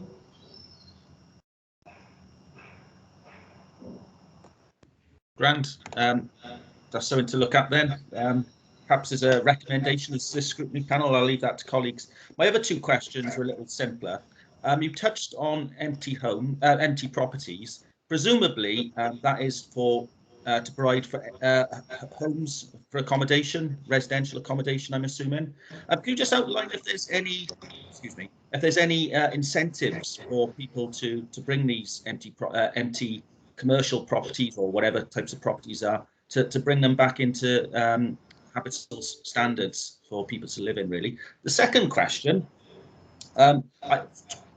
pre-pandemic, I don't recall ever having to make any referrals for rats and vermin and the like. And then during the lockdown, I did experience quite a few, having to make quite a few referrals in this regard. And it was explained to me that one of the reasons is because a lot of our town centre cafes, bars and restaurants are closed down, and the rats are going further afield to find their food.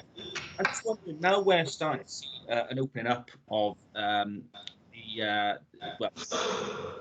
bars and things like that. What is the current picture in terms of your complaints for rats and is it still as high, or is it starting to reduce now? Thank you. I'm sorry, I do apologise. There appears to be a terrible echo. I'm sorry about that. Maybe the room I'm in, Councillor, it's a very old, high-ceilinged room, so it may be that where I'm coming from. So to answer your question about rats, I mean the function of looking at pest control and the number of rats isn't something the SRS deals with at the moment. It's done through a contract arrangement through the Mighty organisation. But yes, in the lockdown we did see increasing complaints associated with premises that, because they weren't used and because there was no human activity in there, I used the term nature reclaimed them, and that included rats. And yes, we have instances of rats being reported, seen in and around these type of premises. So we will look at that under the Prevention of Damage by Pests Act. The actual volumes of complaints about rats, I don't have that. But I don't know, Kelly, whether you would be able to point councillors to an officer who has that information. In terms of the empty homes, yes, there's a complete package there that we've put together. Our input, of course, is primarily about the law enforcement and the like, but the council can make packages available to bring these properties back into reuse, because they're an important element in terms of not just giving people homes, but also improving the appearance of local communities.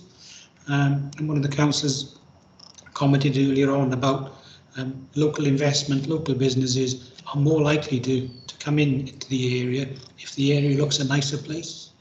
And empty homes are often a blight on that appearance, aren't they? But I can find that package for you, councillor.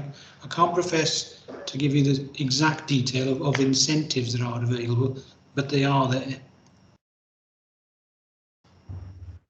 Thank you, Dave. Do you want to come in on that, Kelly? Thank you, Chair. It was just to say that at Imbridge End, as Dave said, pest control doesn't come under SRS. It is dealt with internally, and that would be in Phil O'Brien's team. From memory, I think there was a cabinet report either just before or just after the summer, because the contract is due for renewal. Thank you. Denisha, do you want to come in? Yeah, I just wanted to say that just on Councillor Thomas's point, if you go on the website, there's a whole raft of support packages for people with empty properties, and then also last month, I announced in the council meeting about Cartrefi Havard and trying to get private landlords to rent to us, and so that again is something that we've done in terms of, if you're struggling to rent your property, like bring it forward and we can help with that as well. So there's lots of grants and stuff available, and it's just if you direct people to the website, they'll be there. On the pest control, yeah, it was September, Kelly, that we brought a report. So there's figures in there, but I'm happy to send anything you need if you want to email me, Councillor Thomas, and I'll send over whatever details you require. Thank you. Will do. Thank you, Councillor Patel. Can I now bring in Councillor Martin Jones, please?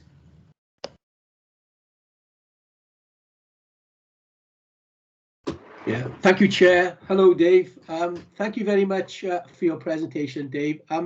Can I first of all thank you and your team for your diligence, professionalism and support to our communities through what must have been an horrendous time for you all. Your support hasn't gone unnoticed, And I shudder to think what would have happened if your troops were not on the ground supporting us in the way that they were. So thank you for that, Dave. I have two questions for you, if I may, in relation to some of the one slide that you presented to us, which would indicated the number of improvement notices served in the County Borough of Bridgend exceeded the number of notices served in Cardiff. When you consider scale, it may suggest some form of disproportion. Is there a particular reason behind that? And my second question is, with so much multidiscipline responsibility that you have, so many competing priorities, how do you assess demand in terms of business continuity then? How are you able to fulfill your obligations to all these disciplines at a time when, no doubt, there are many competing priorities? Sorry, Chair, I'm waiting for my alarm clock to finish.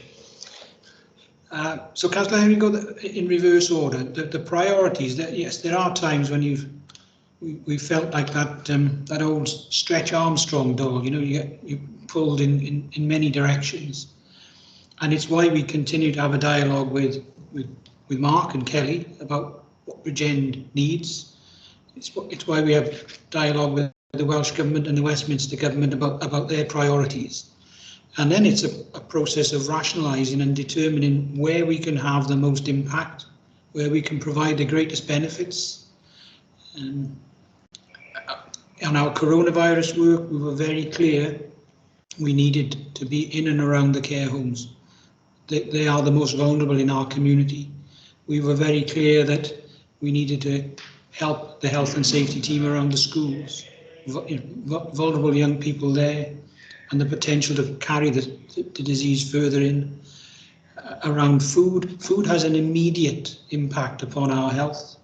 Housing is a more insidious, slow creep, that if we don't deal with poor quality housing, then people's lifespans can be reduced quite significantly. So it's a constant reassessment, I think, Councillor Jones, of the need and where we can have most impact to deal with an issue, a wicked issue, a particular challenge. And it will depend on which council. The challenge I face at Cardiff at the moment is on housing is linked to high-rise flats, and the Cardiff Bay development is full of buildings that have the same cladding and same construction defaults that were present at the Grenfell Tower. Bridgend thankfully only has 2 buildings that are over 18 metres, so it's less of a focus there. But in Bridgend there are some poor quality housing in the valley communities that we look at. So really it's a constant assessment of understanding where we can have the greatest impact and where it's best to place our resource. The first question you posed about the number of notices in Bridgend, there are 3 offices. One covers Bridgend, Matthew has mentioned, one the Vale, one Cardiff. They meet regularly, they seek to be consistent in their application, but they respond to what they find. And I didn't expect there to be a uniform number of notices, but Bridgend is slightly high, but that reflects what Matthew was finding and the response he got from some of the businesses. A number of them challenged those notices, a number of them quite belligerent about what we were asking them to do. There is always a review. Will Lane and Helen Pecton are challenged to oversee this whole coronavirus enforcement, and they review with Matthew what he's doing. And I'm content that he's done an excellent job for Bridgend. And I wouldn't draw too much from that number of notices. I think what we see is eventually a reasonably good, compliant business community taking its responsibility seriously. And I think I'm comfortable now that in Bridgend our businesses are operating in the way that we want them to. Thank you, Dave. Do you want to come back with anything, Councillor Jones? No, thank you. I just, it's just a reassurance really in terms of this disproportionate number. But I think Dave has answered that very well. I would be interested to revisit what local assessments we undertake before we engage with SRS. But perhaps, Chair, that is something for the Scrutiny Committee to look at a later time. But no, thanks very much, Dave. Once again, good information. Thank you. Thank you. Councillor Spanswick, please. Thank you, Chair. And thanks, Dave, for your presentation. And also a massive thanks for all the work of the pandemic, but also prior to that, because this is one service, or a shared service, where I find very few times I've had to deal and send referrals in. It's been a very good, proactive response. I'm going to chase things up. It's almost as if, and I'm not, well, I don't mean this in the wrong way, I'm not dealing with BCBC, I'm dealing with a different body that, please take us the right way, Mark, could teach BCBC a few lessons perhaps about responding and getting on with things and keeping the public informed. Great work there, and well done to all involved. Question I'd like to ask, because I'm really confused, is the current situation with track and trace, or test and trace, and how pubs are responding to things, dealing with things. I can give two examples. An example of last weekend with a rugby match, and in the bar, 100 odd people, no problem with masks, no trace. Yet if you go in a club shop to buy a jersey, you have to wear a mask. That was confusing, but I understand. But then yesterday, go for a pub lunch, and the local pub is taking details of everybody goes in, and there's only 20 people in there. So is there still confusion? Well, there clearly is still confusion out there, perhaps between how pubs and sort of rugby clubs are dealing with it, and some are tracking people, trace people, some are not. Maybe don't need to anymore. So just some clarity in that, perhaps, because I think we could all do with understanding that better. Thank you. Okay. So the SRS is part of Bridgend Council. So the SRS officers are employed by the Vale of Glamorgan Council, but I've always been very clear that they work for Bridgend, they work for the Vale, and they work for Cardiff. And I have the good fortune then to interact with all three senior management teams in the council. So I'm grateful for your kind words about your interactions with the SRS, but I am clear that we are Bridgend, and we are Cardiff, and we are the Vale as well. The coronavirus controls, absolutely they are. What we now have, the law requires businesses to take reasonable measures to prevent the spread of the virus from their premises, in their premises. And what reasonable measures are changes. And as we've seen the infection rate go up, what is a reasonable measure has changed from when the infection rate was very low. One of those reasonable measures is to collect details of who is on the premises. Not all businesses do it. The challenge we would have, and I guess it goes back to the conversation I was just having with Councillor Jones, is at what point do we think that the business is now becoming unreasonable in not doing certain things, and do we have to intervene? So perhaps that one that collected your addresses is being more diligent than we might expect, but as the rates rise, I think that would be a fallback to a very reasonable thing to be doing, understand who's in your premises. But there are absurdities, aren't there? You can sit in the pub for 4 hours and we could chat to each other over a pint or two without the need for a mask, and then if we get something from Tesco's on the way home, we got to put a mask on to go in. And that's what I was trying to touch on, is those absurdities of controls where people are now allowed quite close interaction with no face masks, and yet in shops you've still got to wear them. So I think that's a policy issue that we continue to talk to the Welsh Government about. And I don't have any real solutions for you at the moment, Councillor, beyond flagging that there are inconsistencies. Okay, thank you, Dave. Thanks, Chair. Thank you, Dave. I've got one more hand up, which is a nice one to finish on. Councillor Rodshaw. Yeah, thank you, Chair, and thank you, Dave. I really just wanted to reinforce some comments I made pre-meeting. Really, in all my communications with you and all your team, I've had timely, effective and helpful and, dare I say, sympathetic responses, and I'm frequently updated without having to press on some of the more complex issues I've raised.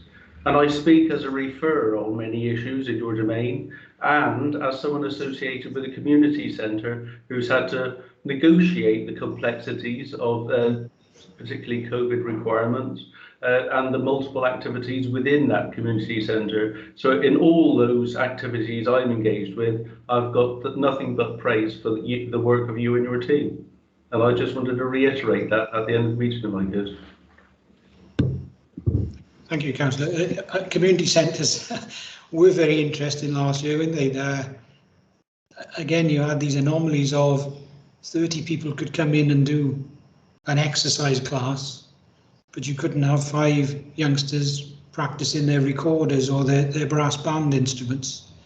Some really strange things, and we did our best to try and communicate that through as best we could. And if we are recording this, I'll mention another colleague of mine, David Gregory, who's done a terrific job in trying to do that communication across the 3 councils. Thank you, Dave. That's a lovely one. Oh, Councillor Patel, please. Sorry, I just wanted to kind of thank the committee for all their really positive comments. I know SRS isn't often an attendee in Bridgend committees and Bridgend sort of scrutiny committees, so I'm really happy with the comments that have come forward. And I also want to just put on record my thanks to the staff in the SRS. You know, they have gone across to help with the pandemic response and the TTP side of things. And I also think that, you know, we've named several different individuals, but there are individuals in the service that have had to pick up a lot because, as Dave has mentioned, the SRS trains really well and people like to poach our staff.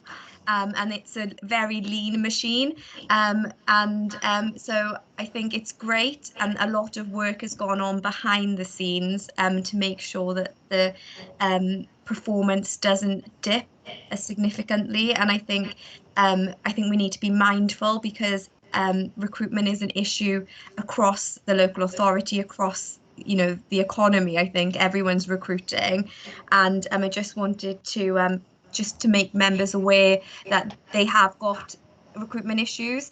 And I don't know if Dave, you want to pick up on the Cardiff scheme that we've done with the students there, because I think that's a really positive scheme, and I think we should all look at what's next, and so I think I just would like Dave to just pick up on that bit as well. Thank you, Councillor.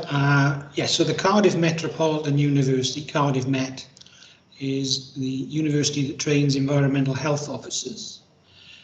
The numbers in the course there have dwindled significantly over recent years. But as part of our efforts to deal with the coronavirus challenges and continue much of the work that you task us with, we've recruited some 25, maybe 30 of those students in over the recent months to help with that work. So some of them are in TTP, some are in our housing teams and so on. And as officers have left the permanent workforce, some of those students have now joined us permanently. So there's a nice flow through, once again, people coming in at the front end of the organisation and starting to train and develop. I have no doubt that in 3 to 4 years, some of those will leave us again. If we were like a football club, I'd say we were like Southampton, who developed some superb players and then they leave. I just think we have a better league position than Southampton. We're more of a Liverpool, Man United, I would say. But yeah, it's an ongoing challenge to get young people into the service, to get them the skills they need. And we are very keen to recruit the right type of individual that can engage with the community. You can teach law, you can teach knowledge, you can teach technical specifications. Behaviour is the important thing, and if they've got that as they join us, then they're going to be very successful officers, and the SRS will hopefully continue to serve Bridgend as well as it has in the first 6 years. And sorry, Chair. I just also wanted to thank Dave. I think you've done an outstanding job, and yeah, I just wanted to put that on record as well. I don't know if there's any more you want to say on that, but yeah, just wanted to thank you as well, Dave, personally. I think you've done a really outstanding job leading quite a turbulent service area, especially over the last couple of years. So yeah, just that as well. Thank you, Councillor Patel. So Chair, I was reminded of Councillor Ross Thomas's observations about going to get a coffee in my stag, and I have missed going to Il Panino in Market Street, where two of my friends, Heidi and Jill, run that little cafe. So at some point, I hope to be back in the Regent offices and having a coffee at lunchtime. Thank you very much. It's been great information, and I really appreciate the invitees again who are leaving us now for giving us everything you've given us today. So if you're leaving us now, thank you. The committee is requested to consider the recommendations of the report set out in paragraph 9.1 on page 28 of the agenda pack. Can I have a mover and a seconder, please? I'll move the report, Chair. Thank you. Second. Thank you very much. Thank you, Dave. Thank you, Chair. Thank you, councillors. Moving on to item 6 is the forward work programme. I'm going to ask Tracy if she'll pop the work programme up on the screen for us and see if we've got any comments. If you could go through it, Tracy, that'd be great. Okay, if I just read through of my notes, Chair, and then I'll pop it on the screen. So, okay, so following on from members' consideration of the forward work programme at the last meeting in September, the updated forward work programme for this committee is attached as Appendix A. The forward work programme for subject overview and scrutiny committees 1, 2 and 3 are also attached as appendices B, C and D, because this committee has responsibility for coordination and oversight of the overall forward work programme.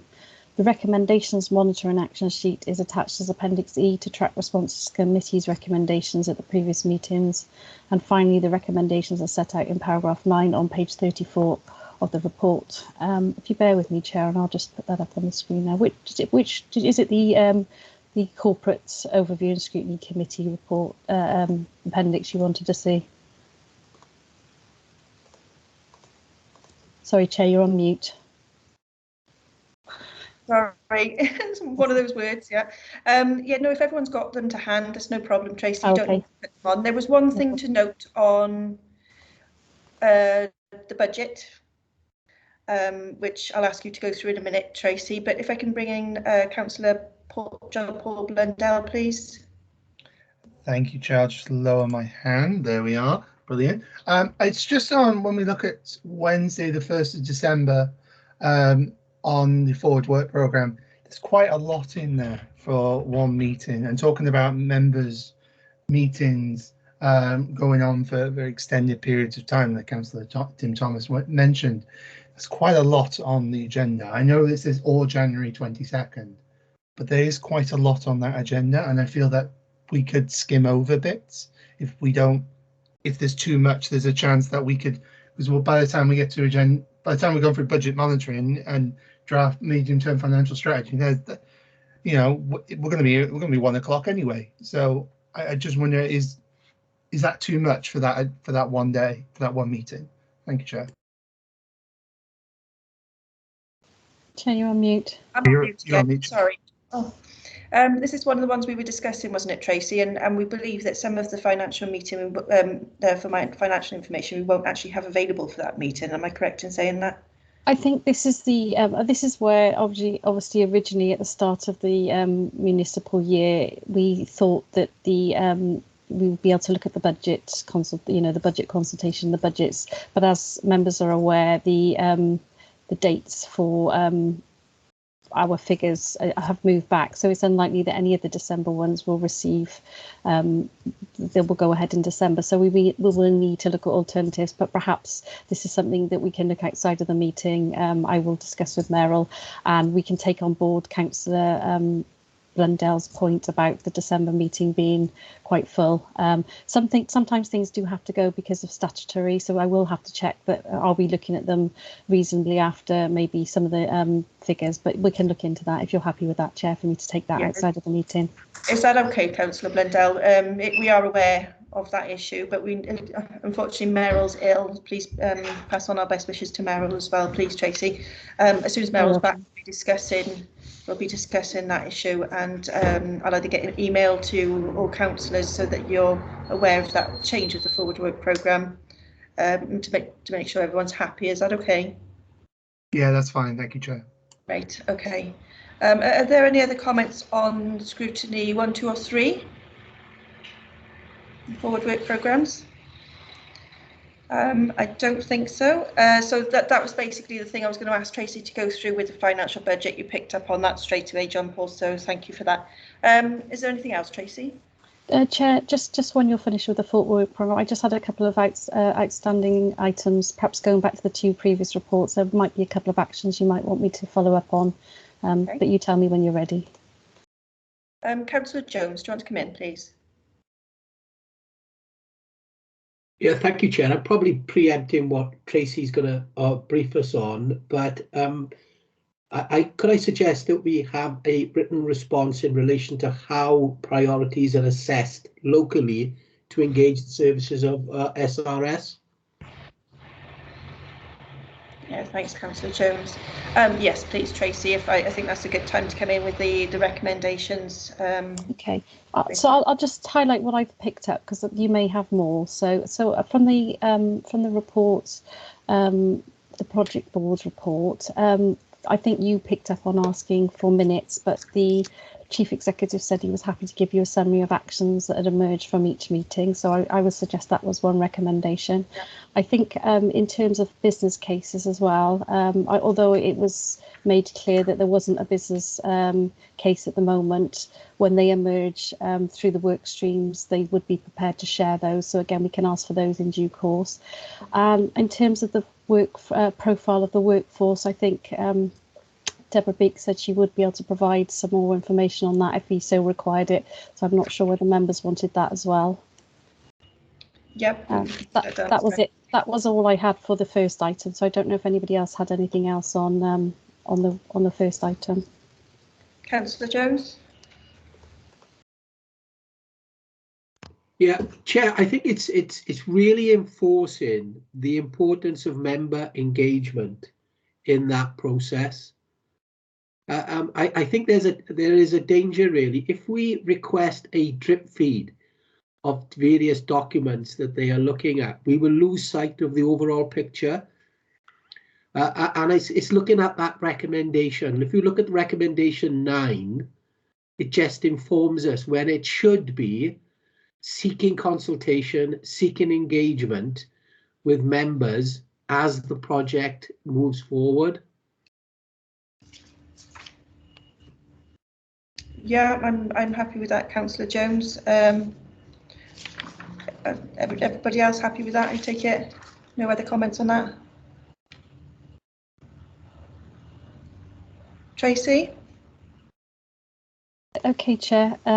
So in terms of that item 4, and then I think back to item 5, then the SRS report. Yep. I think the one thing that I picked up on, I think Councillor Tim Thomas mentioned about occasions to enforce financial penalties, and he asked about whether colleagues engaged with planning, and I think Dave Holland did say there was probably a gap that needed to be filled, so maybe it's worth making a recommendation around perhaps they consider that, whether members feel that that's a relevant recommendation.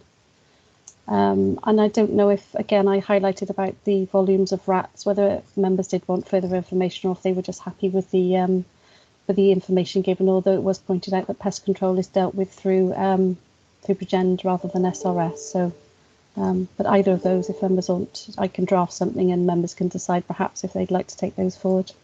Councillor Shaw, please. It's just a comment, really, Chair. I've dealt with SRS and BCBC in terms of vermin and pest control. They've always been effective. Largely SRS refer to Mighty, who then do sewer baiting. But whether there's an increase or not, I suppose, could be a local issue. Councillor Thomas? Yeah, just reaffirm Tracy's point.